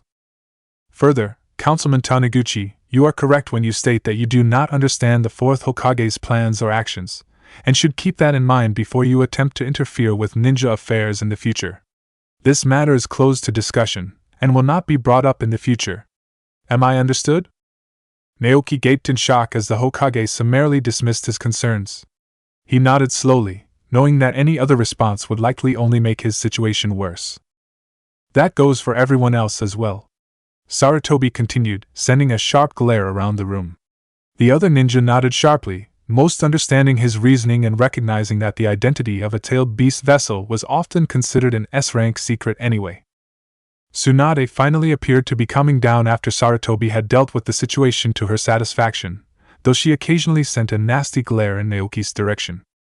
Good. We will reconvene tomorrow morning, and I expect to hear some useful ideas on how to strengthen our village. Dismissed, Sarutobi said, and quickly exited the room. The other ninja followed on his heels, most already creating lists of which ninja in their clans could be reactivated, and which would need to be trained until they were once again fit for duty. Tsunade spared one last glare for Naoki before she stalked out of the room, muttering incoherently under her breath. Fugaku Uchiha was the last ninja to exit the room, a speculative look in his eyes as he reviewed the events of the meeting. Naoki continued to gape as the ninja filed out of the room. That's it. She tried to kill me. You aren't going to do anything about that? He asked, half to himself. Apparently not, if the empty seats in the room were any indication. He shared a disbelieving look with some of his fellow counselors who had remained in the room, all of them wondering just how much had changed in the last 24 hours. Chapter 4, Wheels Within Wheels. April 18th, 338 NE. 3:00 p.m. Konoha General Library. In the 3 years since the attack, Konoha had slowly but surely recovered. The ninja worked nearly to the breaking point and passed, for a few, and had to give up some of the luxuries they enjoyed during the earlier times of peace, but were nonetheless able to keep Konoha operational. With the latest batch of graduates from the academy and the upcoming reviews to determine if any genin were eligible to advance to Chunin, there was even talk that the situation would return to manageable levels, which meant fewer missions overall for each ninja. For most of the veteran ninja, it would be a welcome reprieve. Kushu was only vaguely aware of the overall situation of Konoha, though he kept an ear out for any information he could potentially use. His first year, after the odd happenings of his first week, had been spent in ANBU HQ. That had allowed him access to a wealth of information that he had come to take for granted. He was not only able to observe some of the most powerful humans in the village as they trained or studied, but also overheard up-to-date information regarding all aspects of village affairs. It had helped fill in his understanding of how the village operated considerably. That had ended after a year. He had instead been sent to an orphanage to live among children his age, and had thus lost access to what he viewed as vital resources. His protests were dismissed as tantrums and trouble adjusting, which only served to fuel his anger further. He had continued his protests for nearly a week before he determined that they would not return him to ANBU HQ under any circumstances. As was becoming all too common, he swallowed his pride and forced himself to adapt. He resolved to form connections among the humans his age, connections that would hopefully prove useful in the future. He found that thinking of his efforts as similar to managing tribal affairs back in Makai helped, if only slightly. He had already determined long ago that demons and humans thought in very different ways, and he still found the actions of humans generally incomprehensible. Nonetheless, he persevered and attempted to form bonds with his fellow orphans. What a tremendous waste of time that proved to be. His initial efforts lead him to the singular, inescapable conclusion that children, while idiotic, were far more observant than adult humans. Despite his study of their behavior and his attempts to mimic their actions and speech patterns, efforts which were apparently more than sufficient to satisfy the adults in the orphanage, he had failed miserably at his attempts to blend in where the children were concerned. After spending more than a few hours in his presence, the children tended to avoid him thereafter, describing him as weird or even creepy. They were never able to explain why they felt this way to the adults when pressed, so the caretakers just responded with general blandishments to play nice and get along. After a few months, the pattern seemed to be set. The children would make token efforts to interact with him when urged by the adults, but would never willingly initiate contact otherwise. The pattern continued to this day. Despite his failure to form connections, the overall situation had improved considerably as far as Kushu was concerned. Ironically, his isolation had proven to be a boon in this regard, as he was able to sneak away without drawing attention and spend his time observing the rest of the village. He initially focused his efforts on studying the interactions of adult humans in an effort to prepare for the future, but changed his path considerably when he discovered that the humans kept a repository of all their knowledge, and that it was open to the public. It took him a few hours to construct a scenario that would allow him unfettered access to this library without attracting undue attention, but once again his isolation proved a boon. After pestering anyone who would listen to teach him to read because he was bored since no one would play with him, he was introduced to the written word far earlier than was the norm for children. When he picked up the requisite skill at a voracious rate, the adults began to chatter excitedly about a genius intellect and actually went out of their way to encourage him. Seeing an opportunity, Kushu willingly played along, taking whatever tests and answering whatever questions they wanted him to, as long as he got more books. He was careful not to present himself as knowledgeable, however, just intelligent. The latter was beneficial, the former could prove disastrous. He miraculously grasped most concepts after only seeing them once, but he made sure he didn't know if he couldn't explain where he had acquired such knowledge. As he was given access to more advanced books and scrolls, however, he soon had a ready excuse to allay any suspicions. The last few months Kushu had spent the majority of his time holed up in the library, gradually increasing the difficulty of the subjects he studied. He had already begun studying subjects generally taught to children twice his age, and hoped to move even higher soon. Once he had established that he could comprehend the text as well as any adult, he could then read any and all books without raising suspicion, and he could begin researching far more useful areas, such as human psychology and chakra theory. Even the dictionary they had given him early on had proven far more useful than he had imagined, providing some useful insight into how humans viewed the world. Kushu smiled to himself as he opened up his next book, Legends of the Tailed Beasts. Yes, his current situation was irritating, but it was not without its benefits. 5:30 p.m. Outside Konoha General Library. You sure about this? I mean, it's just a kid. 4, maybe 5 years old? What's so dangerous about him? Masato asked quietly. He was a plain-looking man, close-cropped black hair, average height, slightly overweight, sturdy clothing of common material. Most people wouldn't look twice at him, which was just the way he liked it. He was currently leaning against the side of a building across the street from the library, idly watching the people walking by as he conversed with his companion. Yes, I'm sure. Our source was very specific.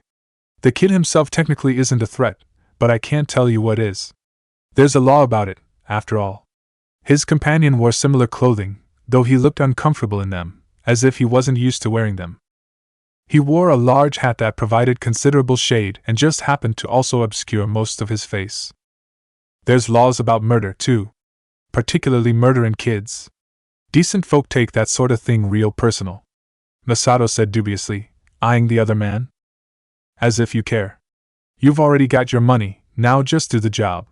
The man snapped, then turned and stalked off. Masato smirked as the man left, then returned his gaze to the library across the way. The old bastard had a self-righteous attitude that rubbed him the wrong way, and Masato just loved to mock people like that. They treated him as if he was some sort of scum, when they were the ones hiring him to kill kids. Hypocrites. It was true though, as long as he got paid, he didn't much care what he did. His friend had been kind enough to pay in advance, and paid well to boot.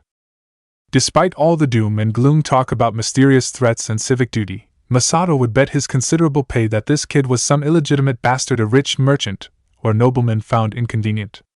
Wouldn't be the first time he'd been hired to clean up that kind of mess, and likely wouldn't be the last. Another 5 minutes of waiting and his target walked out of the building, loaded down with books.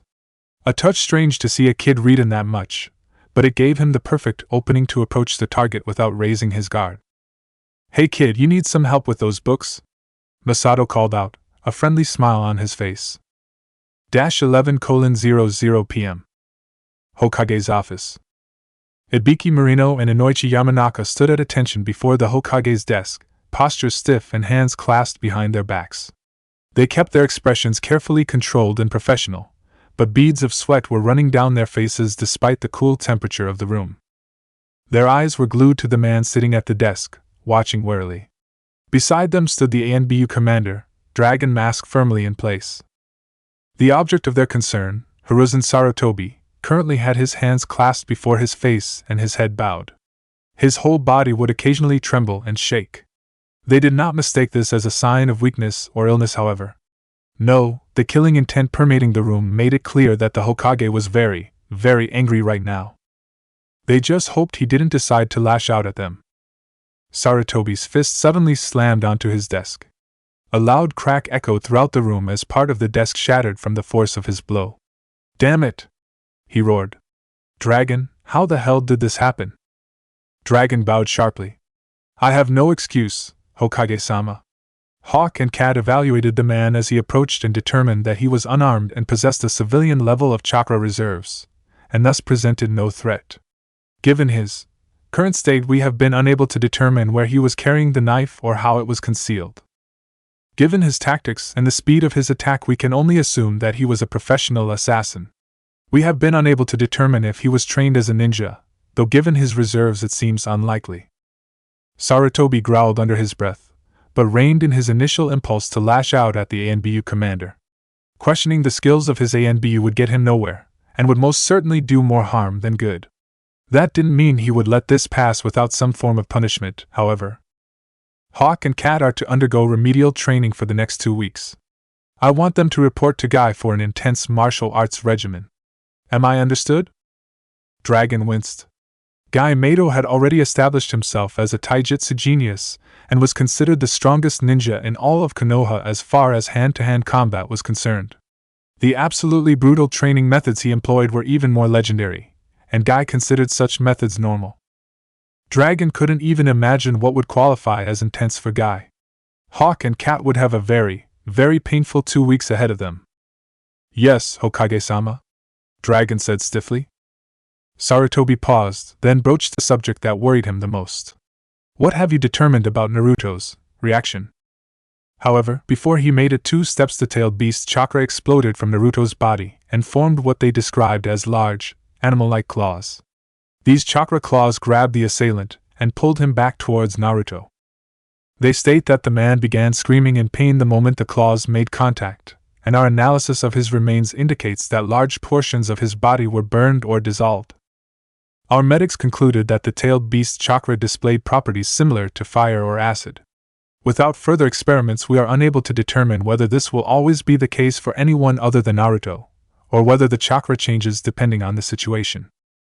We can state for certain that Naruto suffered no ill effects from the usage of the tailed beast's chakra. Sarutobi relaxed slightly, and motioned for Dragon to continue.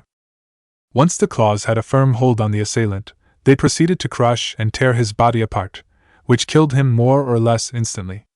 Once the assailant was dealt with, the tailed beast's chakra withdrew and Naruto collapsed. Hawk secured the scene and called for a mezzanine while Kat began applying emergency care. Sarutobi pondered for a few moments, then asked, "Do you think Naruto-kun had control of the beast's chakra?" "I do not believe he was fully conscious of his actions, Hokage-sama, but I do believe it was under his control, yes. The chakra did not exhibit the same malevolence as during the attack, which I attribute to the absence of the beast's consciousness. I believe the beast's chakra was drawn out as part of an instinctual response due to the severity of the attack. If the beast was in control, the 3 civilian bystanders would likely have been targeted next.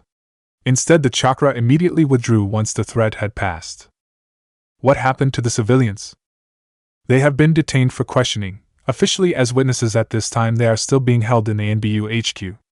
I hereby request permission to alter or remove this event from their minds to prevent the spread of Naruto's identity among the civilian populace once their interrogation has been completed." "Granted," Sarutobi said immediately. He then turned his attention to Ibiki. "What have you been able to find out?" "As we are unable to question the assailant directly, we have canvassed the area for anyone who saw him prior to his attack on Naruto. Based on the description we provided, one of the librarians mentioned that she saw him talking to someone in a large hat that obscured his face shortly before the attack took place. With only that vague description to go on, our attempts to locate this possible accomplice have so far turned up empty. An Inuzuka squad is attempting to find a scent trail, but that area is heavily trafficked and they have had no luck so far. We have also attempted to compile a list of all known persons aware of Naruto's status and identity. Given the events immediately following the tailed beast's attack, the entire ninja force is aware in general terms that a vessel exists, and that the vessel was born on or shortly before October 10th of that year, but no more than that. Narrowing the list to those who know of Naruto's identity specifically still leaves us with over 300 ninja. The ANBU commander and Jounin commander, as well as every clan head are, of course, aware. I presume Jiraiya-sama is aware as well. As Naruto's primary physician, Shizen-sama and her staff are also aware. In addition, due to their ability to detect the presence of the tailed beast, it was determined a necessary risk to inform all members of the Aburame, Hyuga, and Uchiha clans. Due to the interaction between the tailed beast and their clan jutsu, all Yamanaka clan members have been informed as well. Further, due to Naruto's time in ANBU HQ and the frequency that ANBU is tasked with duties relating to Naruto, all members of ANBU past and present are aware of his status. There are sufficient mezzanine qualified to care for Naruto that belong to one or more of the preceding groups that it has not been necessary to inform any other medical staff of his status, which fortunately includes the events of this evening. With the exception of those currently away on missions, all ninja on that list are currently accounted for, and are considered to be in good standing with the village. That said, Shizen-sama was under investigation for a year after her teacher left the village. As I am not privy to the details of that situation, I am unable to draw conclusions as to their potential culpability in this matter, Ibiki concluded. Given the nature of the leak, Shizen-chan and her teacher are not a risk, Sarutobi said dismissively. He knew of another name to add to that list, but was not about to bring it up given the present company. I note that no civilians are included, Sarutobi said slowly. And yet someone hired an assassin to kill him. Am I to believe that one of my own ninja did this? No, Hokage-sama, Ibiki said quickly, paling. However, given the numbers involved, it is impossible to determine which, if any, leaked this information. There is always the possibility the information was accidentally released without the person's knowledge as well. At this time, the investigation has no further leads. Sarutobi nodded, his face carefully neutral. Inside, however, he was seething. Someone had attempted to murder Minato's son, the boy he'd come to think of as his own grandchild, and while the one who had perpetrated the attack was dead, it seemed that the person or people who hired him would be getting away with it. He turned at last to Inoichi. How is Naruto-kun doing? Inoichi frowned, uncertain how to start. At Sarutobi's impatient look, however, he quickly settled on relating the hospital report first. Naruto-kun woke and was able to speak coherently a mere 2 hours after the incident, shortly after the surgery was concluded. He had no issues answering the questions I asked in the time I was allowed to visit him. In addition, Shizen-sama performed the most recent examination 30 minutes ago and was unable to find any evidence of injury. At all. The other ninja in the room stirred at this. Sarutobi's brow crinkled in confusion. Hawk and Cat reported that the blade was buried in Naruto's side, he said, glancing at Dragon, who nodded in agreement. Inoichi shook his head. From what I personally observed, given the state of his clothing and the amount of blood, well, maybe not the blood. He interrupted himself with a small shudder. He decided to restart his explanation. His shirt had a cut located roughly between the fourth and fifth rib, consistent with a blow aimed at the heart. In addition, the Mednin who first operated on Naruto said that he removed a blade roughly 6 inches long from Naruto's side at the beginning of surgery, more than long enough to reach his heart. I understand that ANBU is currently examining the blade for potential evidence. At Inoichi's prompt, Dragon nodded again. Inoichi continued, however, as I said, the latest examination showed no evidence of any injury whatsoever. Shizen-sama concluded that the injury had completely healed without scarring in 5 hours, perhaps even less. Ibiki let out a low whistle. Impressive. Is that the beast's work, or did one of his parents have a bloodline? He asked, glancing the Hokage curiously. While Ibiki was one of the ninja fully aware of Naruto's status, his lineage was another matter altogether. To his knowledge, only the Hokage and those the Hokage personally informed were aware of the identity of Naruto's parents, though there were plenty of theories. Sarutobi sighed. It's almost certainly a side effect of the beast's presence within the seal. When he was first examined following the sealing, the Mednin stated that the beast's chakra was spread throughout his body and was most likely helping him in some fashion. I would call rapid healing help, wouldn't you? The other ninja in the room shifted uncomfortably. It was rather telling that Sarutobi still found himself unable to speak Tsunade's name, even though it was obvious she was the only one Sarutobi would trust to examine Naruto under those circumstances. Back then, anyway. Inoichi cleared his throat uncomfortably. There do appear to have been some minor complications following his usage of the beast's chakra yesterday. Faint markings have appeared on either side of his face, 3 lines on each side. You have to be fairly close to notice them, but they are definitely part of his skin. Shizen-sama believes they may be a consequence of the increased amount of the beast's chakra flowing throughout his system. She estimates that the chakra currently circulating through his system is roughly 3 times what it was when he first moved to the orphanage. This is in addition to his own chakra reserves, which are very large for a child his age, more along the lines of what one would expect from an elite genin.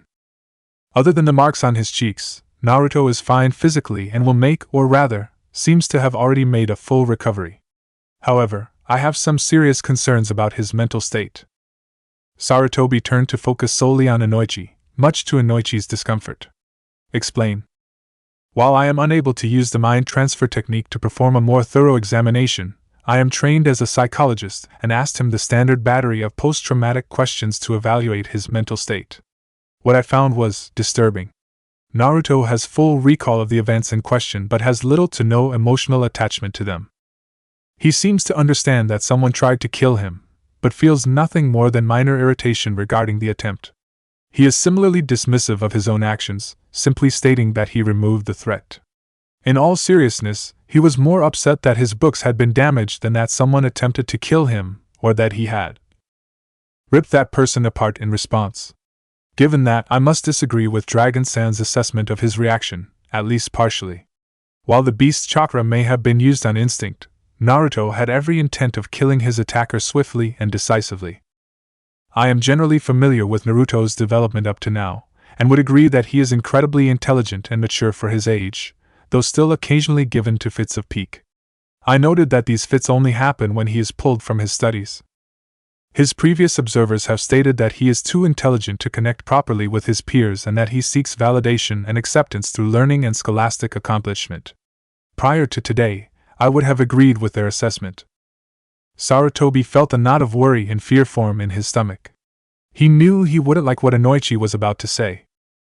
However, after my talk with him earlier, I was reminded of several other cases I had worked on, and not in a good way.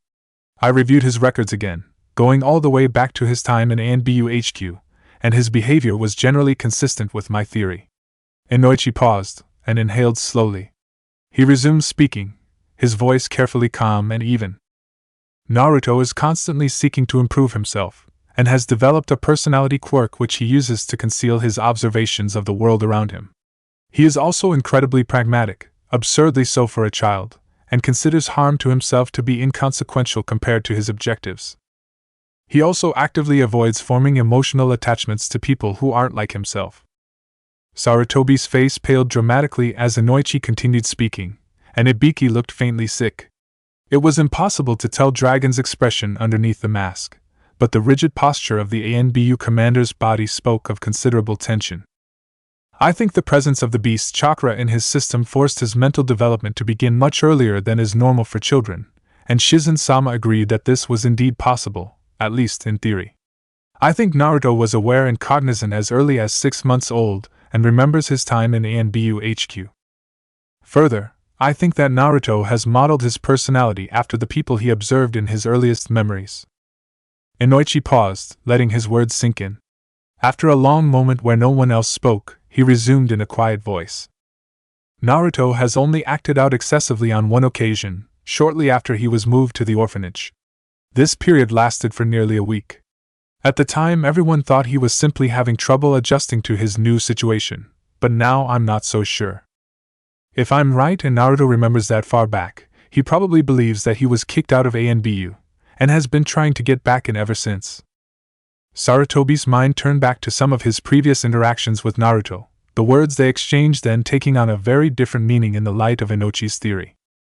"I'll make you proud of me, Hokage-sama," Naruto said, his face scrunched into an expression that was simultaneously serious and adorable. Sarutobi smiled indulgently, and leaned down to pat his head. "You don't have to call me that, you know. I wouldn't mind if you called me Aji-san." Naruto frowned, his face confused now but still every bit as adorable. "That wouldn't be proper, would it, Hokage-sama?"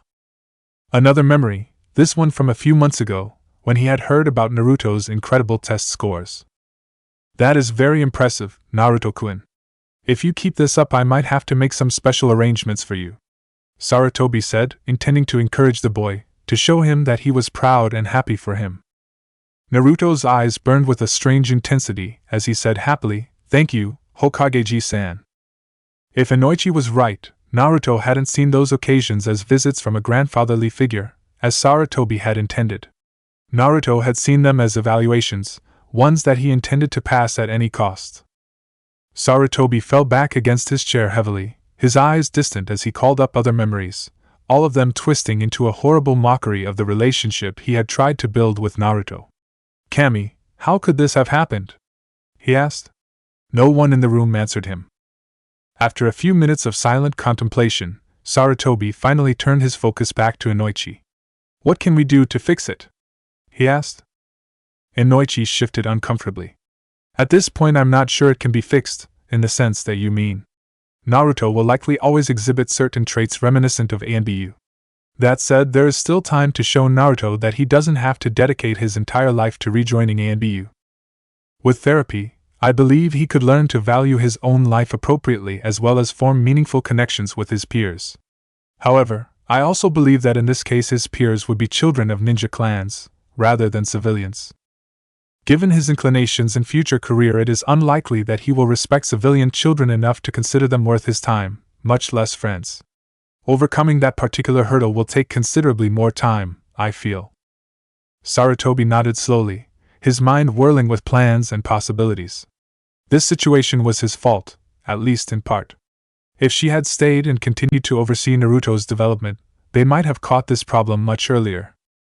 Shizen was skilled, but she lacked her experience, and in his paranoia he had refused to allow Shizen to so much as see Naruto for over a year. He cursed himself for that decision now. A traitorous little voice in the back of his mind whispered that there was someone else who should have been watching over Naruto as he grew up. He squashed it reflexively, as he had many times before. A few minutes passed, each of the ninja pondering their own ideas while they waited for the Hokage to either request their input or reach his own decision. Inoichi gulped as the Hokage turned to him, a small smirk on his face. "Naruto-kun needs therapy, you say?" "Yes, Hokage-sama," he replied nervously. Sarutobi nodded to himself, the smirk growing ever so slightly. "And you believe he would have more success forming relationships with ninja children, rather than civilians?" "Yes, Hokage-sama." The smirk threatened to become a full-blown grin, now, and Inoichi felt his throat drying up. "You have a daughter about his age, don't you?" "Yes, Hoka. Wait, what?" April 19th. 8:00 a.m. ANBU HQ Hospital Wing. Kushu was still lying on the hospital bed when he heard and felt Shizen enter the room. Rather than let her know he had detected her presence, he continued to feign sleep. "Rise and shine, Naruto-kun," she called out in a cheerful voice as she threw open the curtains. Kushu played his role to perfection as he grumbled incoherently and rolled over, pulling the covers over his head. Now, none of that. It's time to eat breakfast, then I need to give you another checkup. If everything looks good, you'll be able to go home after that," Shizen continued, her stern voice tinged with amusement. She was glad to see him act more like a normal child. His usual demeanor could be a little worrisome at times. Kushu grumbled some more, but slowly sat up and stretched. He watched Shizen from the corner of his eye as she smiled at him. He was very familiar with her, of course, as she had become his primary medanine around the same time as he was moved to the orphanage. She also insisted that he call her Shizen-chan, though he took great pleasure in annoying her by forgetting to do so every time they met. Speaking of, "Good morning, Shizen-sama," he said lazily. Shizen huffed and stomped her foot. "How many times do I have to tell you to call me Ne-chan? Honestly, for someone so smart you're awfully forgetful." "Sorry, Shizen-sa Ne-chan. It's just that everyone else calls you that, so," Kushu explained. "And I keep telling you that you aren't everyone else.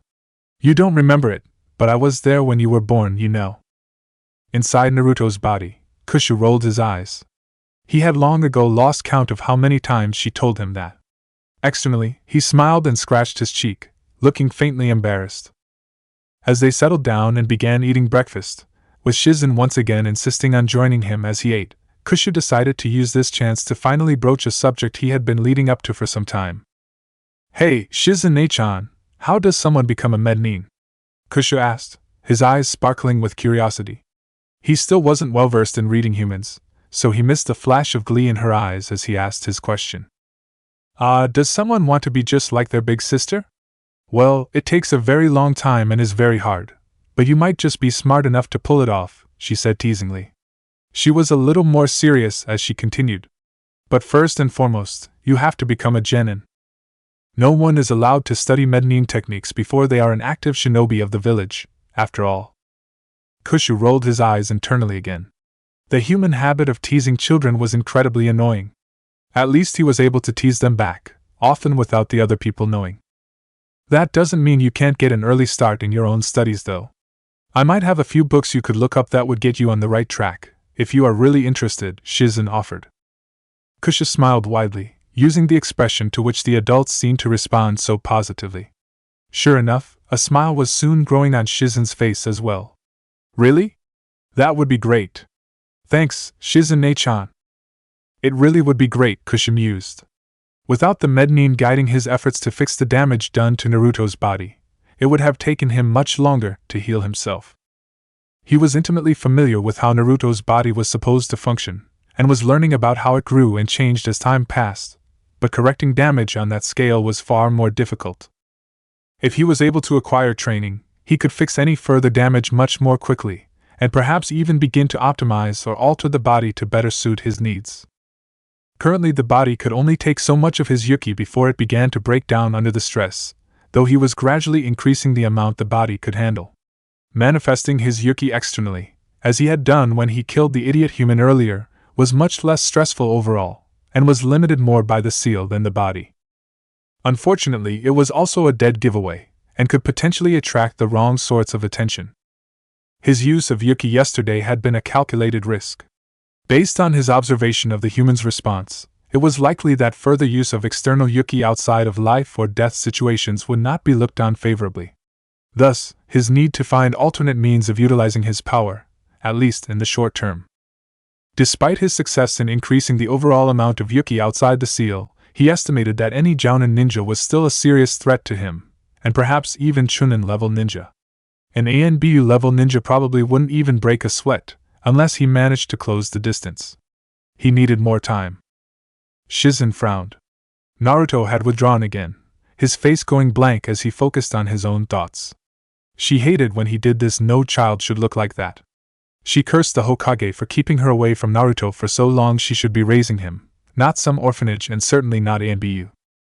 Of course, ideally his mother would be raising him, but that was no longer an option. Naruto-kun, she said, gently laying her hand on his shoulder. His eyes snapped to her hand, and his body stiffened slightly before relaxing. She hated that reaction too, but she ignored it for now. Finish your breakfast so we can get to your examination. I'm sure you are eager to get back to the orphanage.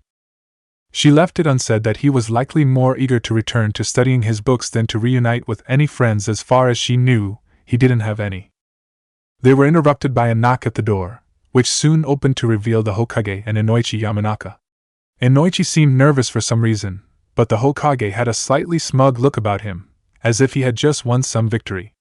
Shizen hated that look in her experience and never boded well for her. Greetings, Hokage-sama, Yamanaka-san, Shizen said, her tone polite but reserved. Hey, Hokageji-san, Yamanaka-san, Naruto said, waving. Inoichi's eyes widened slightly at Naruto's casual greeting to the Hokage, but his nervous look returned quickly. Hello, Shizen-chan, Naruto-kun. How are you feeling this morning?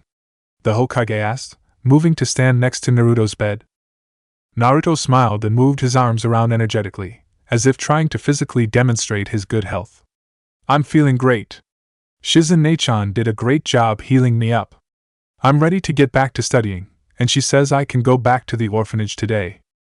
The Hokage winced as Naruto finished speaking, and shared a significant look with Inoichi.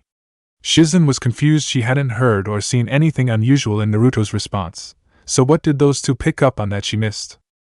Actually, Naruto-kun, we're here to talk to you about that. We've been thinking that it might be better if you didn't return to the orphanage after all. Kushu stifled his budding excitement. It was unlikely they would send him back to ANBU HQ and the wealth of information contained there, but anywhere was likely to prove more useful than the orphanage. Perhaps the attack had swayed the Hokage to deliver on his promise of special arrangements early. He kept that out of his voice though, opting for moderate interest. Oh, where would I be going then? He asked. Sarutobi nodded to himself, noting that Naruto had made no objection at the idea of leaving the orphanage. He had spent nearly an hour conferring with Inoichi about how best to word the offer and reasoning, and they had expected this response. I think you would be better off living with a ninja family, with children who are more likely to share your interests. Yamanaka-san has a daughter around your age, and close ties to several other families with children your age as well. He has volunteered to take you in. Would you like that? Shizen reeled in shock. It felt like someone had just punched her in the gut, and for a moment she couldn't breathe. After her years of looking after Naruto, after dozens of repeated pleas and arguments that Naruto should be placed in her care, the Hokage just gave him away. To Inoichi Yamanaka, of all people. The man had never even spoken to Naruto before yesterday. She was torn between screaming in frustration, breaking down on the spot, and lashing out at the Hokage in anger. It was a close thing, but she managed to pull herself together before she did something she would regret. Sarutobi watched as Naruto blinked, clearly surprised at the offer, then turned to look at Inoichi. Yamanaka-san? Why would you want me to live with you? Inoichi faltered slightly. Despite the Hokage's reasoning and very persuasive arguments, he still wasn't fully sold on this idea. He had nothing against Naruto, but his one daughter already ran him ragged, and he wasn't sure he could handle Naruto full-time on top of that. Still, he had talked it over with his wife and they had agreed, and now it was time to follow through. Well, Naruto-kun, I know that you have had trouble making friends at the orphanage, but like Hokage-sama said, I think you will find it a lot easier to get along with children from ninja families. There would be friends you could relate to, friends who shared your interests, maybe even friends you could learn from. From the gleam in Naruto's eye he knew he was interested. Time to go in for the kill. And not to brag, but Yamanakas tend to be very smart as well, and we have a large private library that I'm sure you would enjoy. Both Inoichi and Sarutobi had expected that to be the clincher, and were thus very surprised when Naruto still hesitated. Naruto turned to Shizen and asked, Shizen-chan, what do you think? Would living with Yamanaka-san help me become a mednin? A mednin? Where in Kami's name did that come from? Shizen was overjoyed that Naruto would turn to her for advice on something this important.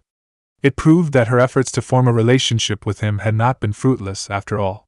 Still, she tried to look at it objectively and give his question serious consideration. It was obvious at this point that the Hokage would never allow her to become Naruto's guardian, even if she was allowed to look after him medically. It was also doubtful that another Mednin would be assigned to care for him just because he was living with the Yamanaka family, and she did agree with their stated reasoning. Naruto would likely do much better in a ninja home than the orphanage. And many Yamanakas were psychologists after all, they tended to Oh. She turned to look the Hokage in the eye, then raised an eyebrow and inclined her head slightly in Inoichi's direction. When he nodded grimly in response to her silent question, she bowed her head to hide her face. She felt like screaming at the Hokage, "I told you so," because she had, on multiple occasions. She had told him Anbu was not good for Naruto, that the orphanage was not good for Naruto, but the old bastard had refused to listen. And now Naruto's situation had deteriorated so far that he needed to live with a psychologist full-time. After a few seconds of tense silence, she exhaled quietly and turned to face Naruto again. "Yes, I think living with the Yamanakas would help you become a Mednin, or anything else you want to be. I think you would be very happy there." It almost didn't hurt to say that, to willingly give him away to another family. Almost. Chapter 5, The New Plan. April 19th, 338 NE. 4:15 p.m. Inoichi Yamanaka's residence. "Ino-chan, can you come in here for a minute?" Kiki Yamanaka called from the living room. Despite what most people would expect from hearing the Yamanaka name, Kiku did not have blonde hair. Her light brown hair hung loosely halfway down her back, though she often wore it in a ponytail when she was working. While she had married into the Yamanaka clan, she was not a ninja, nor did she have any desire to be. She had grown up working in her parents' flower shop and continued to do so even after marriage. Her husband Inoichi actively encouraged her in her efforts, as he knew how much the shop meant to her, especially after her parents passed away. It was fortunate that he had. The additional income from the shop had proven to be a godsend after the tailed beast's attack and the increased mission fees that followed. Kiku also had Inoichi wrapped around her finger and knew it, though she didn't abuse that fact. Her daughter had inherited her mother's grace and charming personality, and was similarly successful in manipulating her father, along with many other people. "Coming, Kaa-chan." Ino's voice called from the upper floor, quickly followed by the rapid thumping of her feet as she ran down the stairs. She burst into the living room at full speed, nearly tripping over the table before she came to stop in front of the couch where her mother was currently seated. Even at 4 years old, Ino already had the delicate features and fair complexion that promised great beauty later in life. Her blonde hair was shoulder length and pulled into a ponytail, and she was wearing a light blue dress and sandals. "Ino, how many times have I told you not to run down the stairs?" Kiku said, her voice stern. Ino winced, then said contritely, "Sorry, Kaa-chan." Deciding it would be better to change the topic, she asked, "What did you want me for, Kaa-chan?" Kiku shook her head in exasperation, but let the issue go for the moment. "Well, your father and I had a very important talk last night, and wanted to let you know about what is going to happen." "It's not anything bad," Kiku hastened to add, seeing Ino's face begin to crumple with worry. "In fact, I think you will be very happy, but it will cause some changes." Ino quickly calmed down after her mother's reassurances, the vague, nameless fears her fledgling imagination had conjured up vanishing under her mother's soothing voice. "What's going to change? What did you and Tu-chan talk about?" she asked. "Well, you know how your Tu-chan helps people sometimes?" She nodded silently, vaguely aware that her father's job sometimes included talking to people for a long time, and that they felt better afterward. She could understand that. She always felt better when her father talked to her, so why wouldn't everyone else? "Well, there's a little boy who was hurt very badly. Remember how you felt when your arm broke, and how your Tu-chan and I helped you and made you feel better? Well, this little boy was hurt even more, and he doesn't have a Tu-chan or a Ka-chan to help him feel better," her mother said softly. She started tearing up, imagining how horrible she would have felt without her parents around when she was hurt. "That's so sad," she cried out, hoping that this story got better soon. Kiku smiled, pleased at her daughter's empathy and how well the conversation was going so far. "We think so too, which is why we have decided to help him. We want him to come live with us from now on, so that he has a Tu-chan and a Ka-chan and even a Ne-chan to help him out. I know you always wanted a little brother, and now you'll have one." Ino was surprised at this turn in the conversation, but Kiku had presented the argument well, she had picked up quite a few tricks from Inoichi over the years and understood how her daughter thought. Ino's face scrunched up thoughtfully as she mulled this new information over in her head. He'll live with us? Yes, from now on. And you'll make him feel better? Yes, we will. Kiku knew a little about this situation and wasn't quite as confident internally, but knew better than to express doubt right now. She hesitated for a few seconds before she blurted out her next question. And you'll still be my Ka-chan and Tu-chan? Ino asked, her voice uncertain. Her mother swiftly moved from the couch to kneel in front of Ino and pulled her into a tight hug. Always, Ino-chan. We love you and wouldn't let you go for anything. Ino reveled in her mother's embrace, letting the warmth she felt wash her insecurities away. After a minute, she pulled back slightly and asked, with a sly grin on her face, Can I make him call me Nei-chan? Kiki giggled softly, relaxing as Ino apparently accepted the upcoming change in her life. We'll see, honey, we'll see. Ino giggled along with her mother. What's his name? What's he like? She asked after she calmed down. Well, his name is Naruto. He's really smart, and he likes to study a lot. He also has a sense of humor, though. Your Tu-chan told me about this one time when Naruto-kun was talking to his teacher, and 5:00 p.m. Konoha. Inoichi nervously ran his hand through his hair again as he and Naruto walked along the road towards his home. He knew Kiku had agreed with the idea of adopting Naruto. They both knew that was what was happening. Even if the official paperwork would list the arrangement as a long-term medical treatment, but he was worried about how Ino would take it. This was all happening very fast, and he was unsure if his daughter would accept the intrusion of another child into their daily lives. He had great respect for Naruto and his burden, but if this jeopardized his relationship with his own daughter, he would call it off in a heartbeat. Hopefully things would go smoothly, though. He also understood the reason for walking through the town while under the effects of a henge, the technique disguising both himself and Naruto. While the technique wouldn't withstand close scrutiny, it was more than enough for the short walk to his home. It was much safer to delay the revelation of Naruto's survival and new placement until additional security measures were put in place in and around his home. Naruto had raised no objections when the Hokage applied the technique for him, as he lacked the training necessary to apply it himself.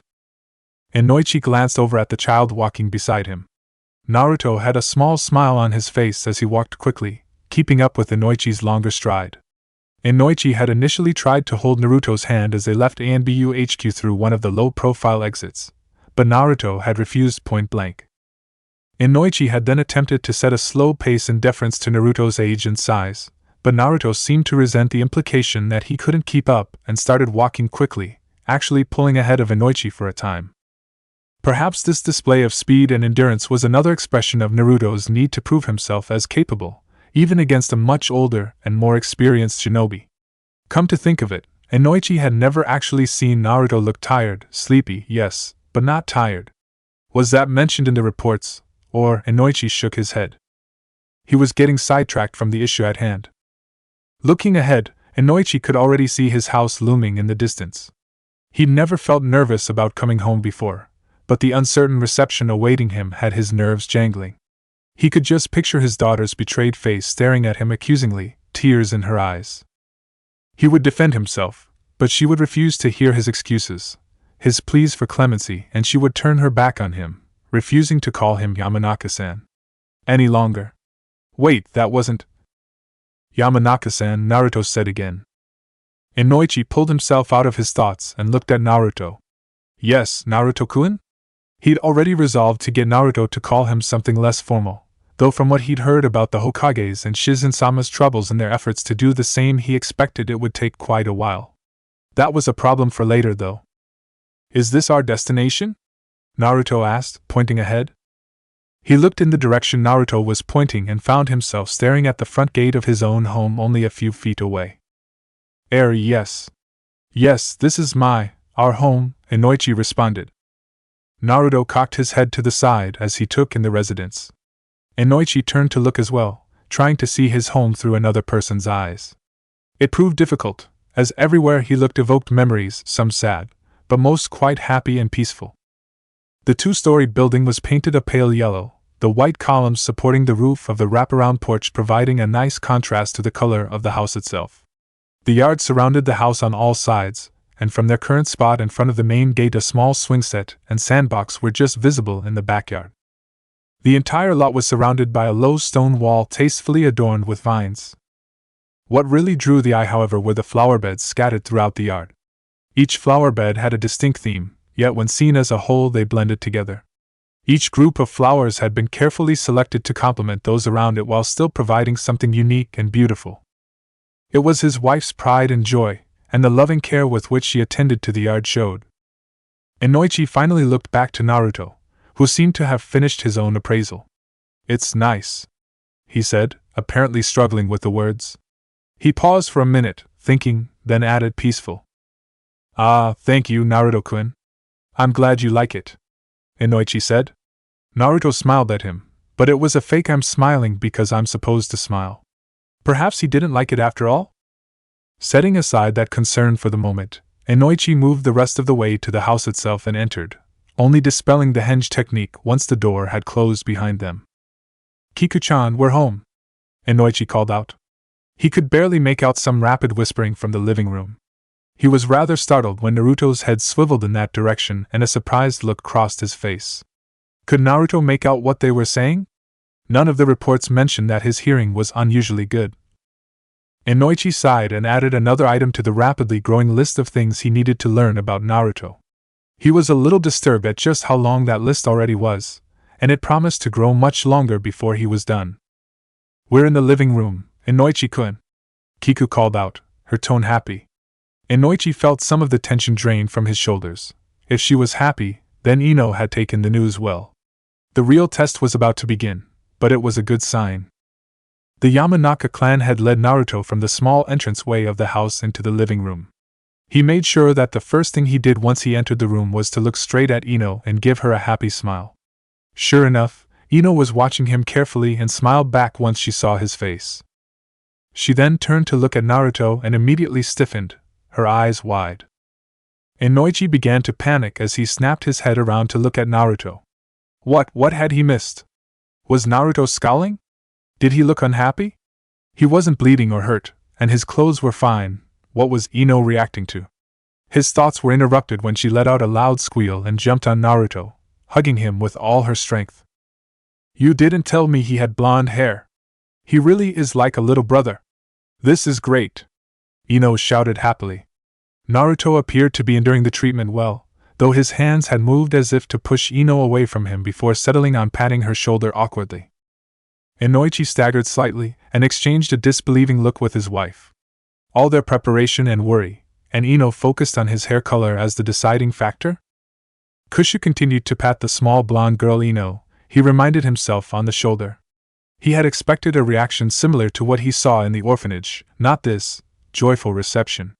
He had not been aware that human children placed such a strong emphasis on hair color.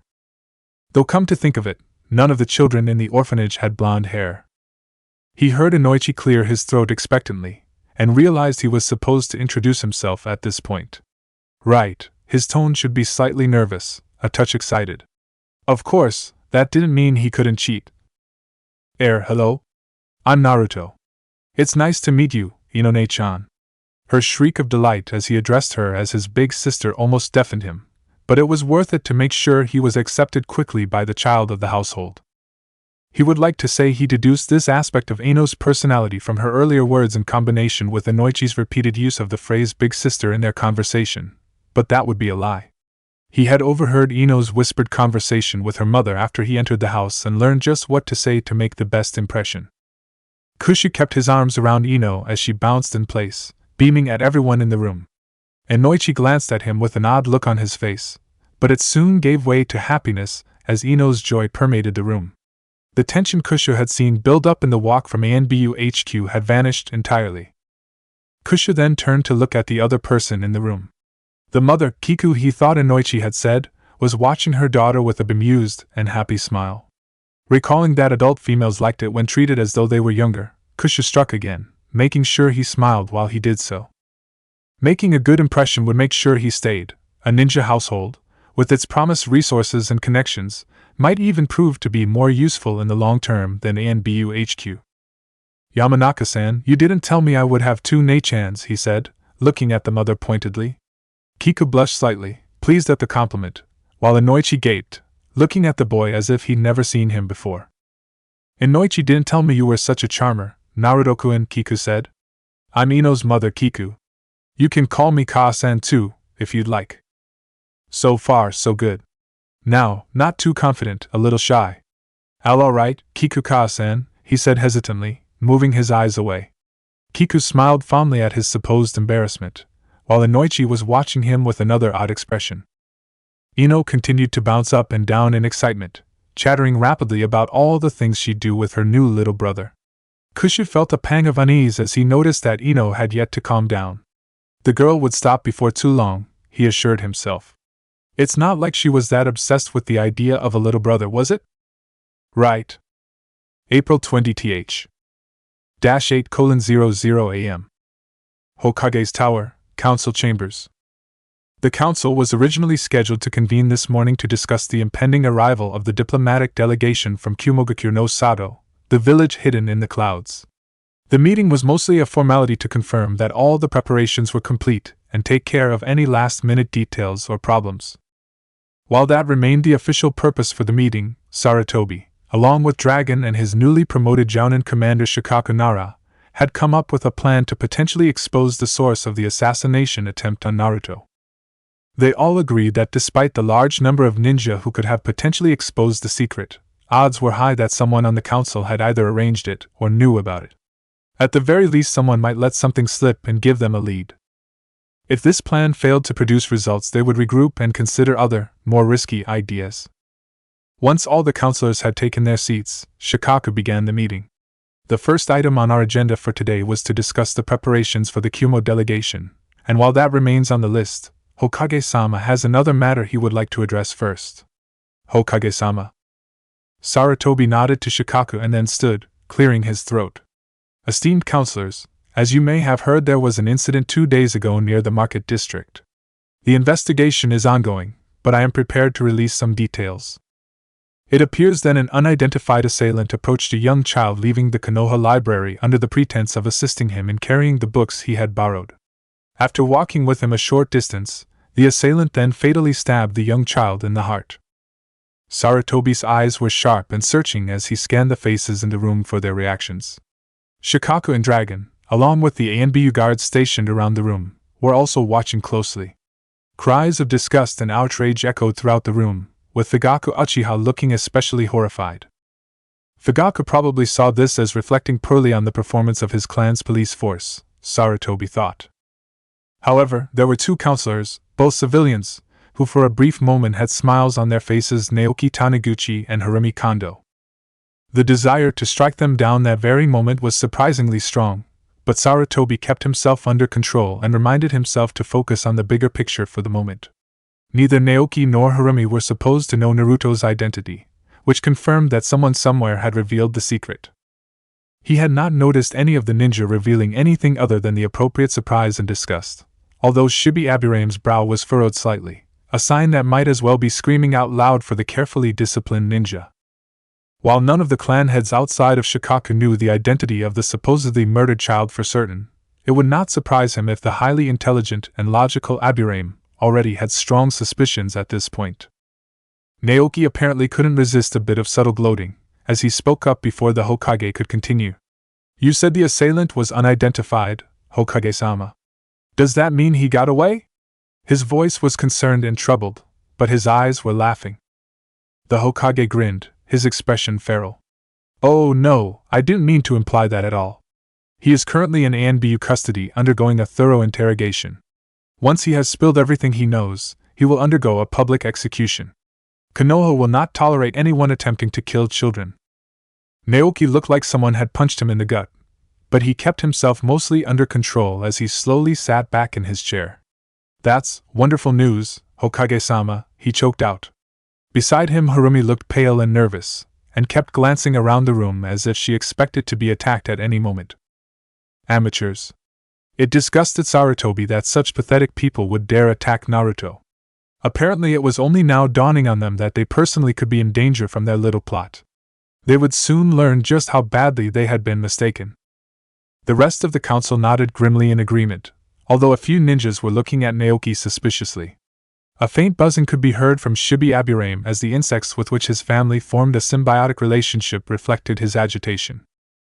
One of the other civilian counselors spoke up next.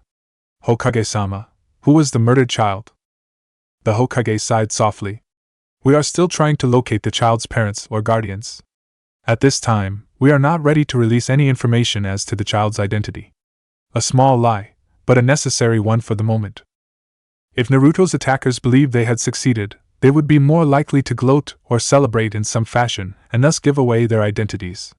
Their ruse had already uncovered Naoki and Harumi as suspects, but there was no guarantee the plot ended with them, and their source still needed to be found. The deception wouldn't last for long, particularly among the ninja of the village, but it would hopefully last long enough. If there are no other questions regarding this matter, I will return the floor to Nara-san to continue the meeting. After waiting a few moments for someone else to speak up, Sarutobi returned to his seat and Shikaku resumed the meeting. The discussion regarding the Kyuubi delegation went quickly as everyone confirmed that their individual tasks had been completed and everything was prepared for the delegation's arrival tomorrow morning.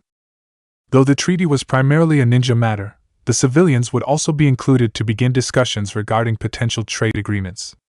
If everything went well, Konoha could be looking at a major boost to trade and the taxes that came with it. While the village was well on their way to recovery, funds were still tight, and the ninja especially were overworked and underpaid. That the civilian side was not feeling the pinch nearly as badly as the ninja was a cause of some tension over the past 3 years, though it hadn't moved beyond words yet. After the meeting adjourned, Shibi Aburame approached the Hokage, his insects still buzzing. The Hokage had expected Shibi to approach him, and so lingered to give him the chance. Hokage-sama, Shibi began, his voice low. Is it true that Naruto has been assassinated? Sarutobi chuckled lowly. As he had thought, Shibi had worked out the supposed identity of the victim. Let's just say that reports of his demise may have been exaggerated. The buzzing noise slowly tapered off as Shibi relaxed. I see. That is good to hear. Shibi paused, then steeled himself and continued to speak. Though it pains me to even think it, I acknowledge the possibility that someone in my clan leaked the information regarding Naruto's identity. I am prepared to cooperate in any way you deem necessary. He bowed stiffly, awaiting the Hokage's judgment. His clan's honor was very important to Shibi, and he would not rest until his clan was cleared of any wrongdoing, or the guilty party punished. He sincerely hoped the former proved to be the case. The Hokage nodded solemnly, understanding just how important this was to the Aburame clan leader. I appreciate your cooperation in this matter, Shibi-san. Please meet with Shikaku to coordinate your efforts. After Shibi acknowledged the command with another stiff bow, the Hokage laid a friendly hand on Shibi's shoulder. I would rest easy, however. We already have another lead, and it does not point in the direction of your clan at this time. I hope for both our sakes that remains the case. 9:45 a.m. Outside the Hokage's tower. Fugaku Uchiha's expression was stoic and proud, as it should be. He strove to maintain a dignified visage whenever he was in public, and usually even when he was among his clan. Only in his own home did he truly relax. To him, that was how a ninja should behave. His expression was stoic, but inside he was panicking. Those damned fools! He didn't supply them with Naruto's identity so they could hire a goddamned assassin. If he'd known they would try something that stupid, he would never have approached them in the first place. No amount of influence with the civilians in Konoha was worth bringing Sarutobi's wrath down on his head. He still couldn't believe Naoki was willing to go so far as to kill Naruto himself just to spite the ninja of the village. Fugaku knew that Naoki didn't really believe that Naruto was a serious threat anymore. Years of proof that the seal was functioning perfectly had taken the wind out of his sails, and he no longer called for the vessel's destruction, even in their private meetings. That change of heart was part of the reason Fugaku had been willing to reveal Naruto's identity in the first place. He expected Naoki to use the information to his advantage politically, publicly backing Naruto when he joined the ninja force and trying to form connections with a ninja practically guaranteed to be important and powerful. It galled him to know that he had misread Naoki's intentions this badly. After seeing them smile, Kami, the idiots actually fucking smiled. He knew it would only be a matter of time until A and B were dispatched to take them into custody. After that, it was a matter of hours before they spilled everything they knew, one way or another, an A and B would be coming for him next. He needed to regain control of this situation, and fast. He smiled slightly and nodded his head in response to the greetings he received as he walked down the street towards the Uchiha compound. As the chief of the Konoha police, he was one of the most recognized ninja in the village, second only to the Hokage himself. He made sure to maintain a highly visible presence among the civilians, and his efforts had paid off. Among civilians, he was probably even more popular than the Hokage himself, and he did everything in his power to make sure that his popularity continued to grow. It would make things so much easier if, when Sarutobi finally died, though even Fugaku didn't wish that to happen too quickly, there was only one true option for his successor. Securing the unanimous support of the civilian side of the council would make sure Fugaku himself was that option. Fugaku, as the chief of police, was intimately familiar with every law in Konoha, including those for the council. While the council was intended to be mostly an advisory body, they did have certain specific duties and powers, most of which had been codified before the civilians had been allowed seats on the council. Once the village grew beyond the capacity of the ninja forces to run by themselves, the 10 seats for the elected civilian representatives had been added. Fortunately for Fugaku, no one had thought to amend the laws concerning the council's powers in the wake of this addition. The first and most commonly exercised power of the council was their review of any laws. The Hokage had a great deal of power, as he should, but if 2/3 of the council voted against a law, then the law would not be implemented. Similarly, the Hokage could call for a review of an existing law, and if 2/3 of the council found it to be unreasonable, it could be revoked or amended at the Hokage's discretion. Even the Hokage did not have the power to contradict existing law by himself, a measure the first Hokage had insisted on. The council itself could neither propose nor review existing laws on its own, and until the aftermath of the tailed beast's attack the council had never voted against the Hokage. The second power came into play far more rarely, in the absence of the Hokage, such as when the Hokage dies or is otherwise incapacitated. The council as a whole is tasked with appointing an interim Hokage and selecting the next Hokage.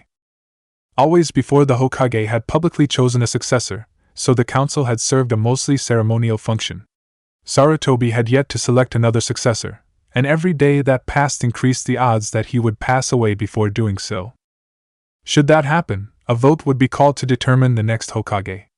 As Fugaku would be nominated and thus ineligible to vote, there would be 21 votes, 10 civilian, 9 ninja, the ANBU commander, and the Jounin commander. Fugaku still found it ironic that Shikaku Nara would be allowed 2 votes, as he was both a clan head with a seat on the council and the Jounin commander. With the 10 civilian votes secured, Fugaku would only need 2 more votes to achieve the majority required, and he believed he was well on his way to securing those as well. After the loss of the Kiyomizu and Murakami clans in the tailed beast's attack, 2 ninja seats on the council were left vacant. It had taken nearly a month for the situation within Konoha to stabilize enough for the council to turn its attention to filling those seats, and in that time another seat had been left vacant, the Senju. That had been a mess of the highest order, and Fugaku was still uncertain what exactly transpired to cause Tsunade to leave. The result was very clear, however. Tsunade's Senju had left Konoha and become a missing ninja in all but name. That she was not listed in the bingo book with a bounty, and that Konoha had dispatched no hunter-nin to capture or eliminate her, he attributed to some lingering affection on Sarutobi's part. After she abandoned Konoha in the village's hour of greatest need, no one on the council was willing to defend her. If any still held some personal attachment to her, they kept it to themselves. When the vote to revoke the Senju seat came up, all the arguments centered on the contributions of the previous Senju, 2 of whom had served as Konoha's first and second Hokages. Not one person so much as spoke Tsunade's name during the meeting. Fugaku still felt a small glow of victory, as he remembered casting his vote to revoke the Senju seat. Not only had the vote been popular with the civilians on the council who resented Tsunade's attempted attack on Naoki Taniguchi, but the Senju and Uchiha had been the 2 clans who first founded Konoha. Now only the Uchiha remained. Unfortunately, there were no other clans within Konoha that met the population and service requirements to gain a permanent seat on the council. The Kurama were the closest, but fell short of the active shinobi requirement by 3 members.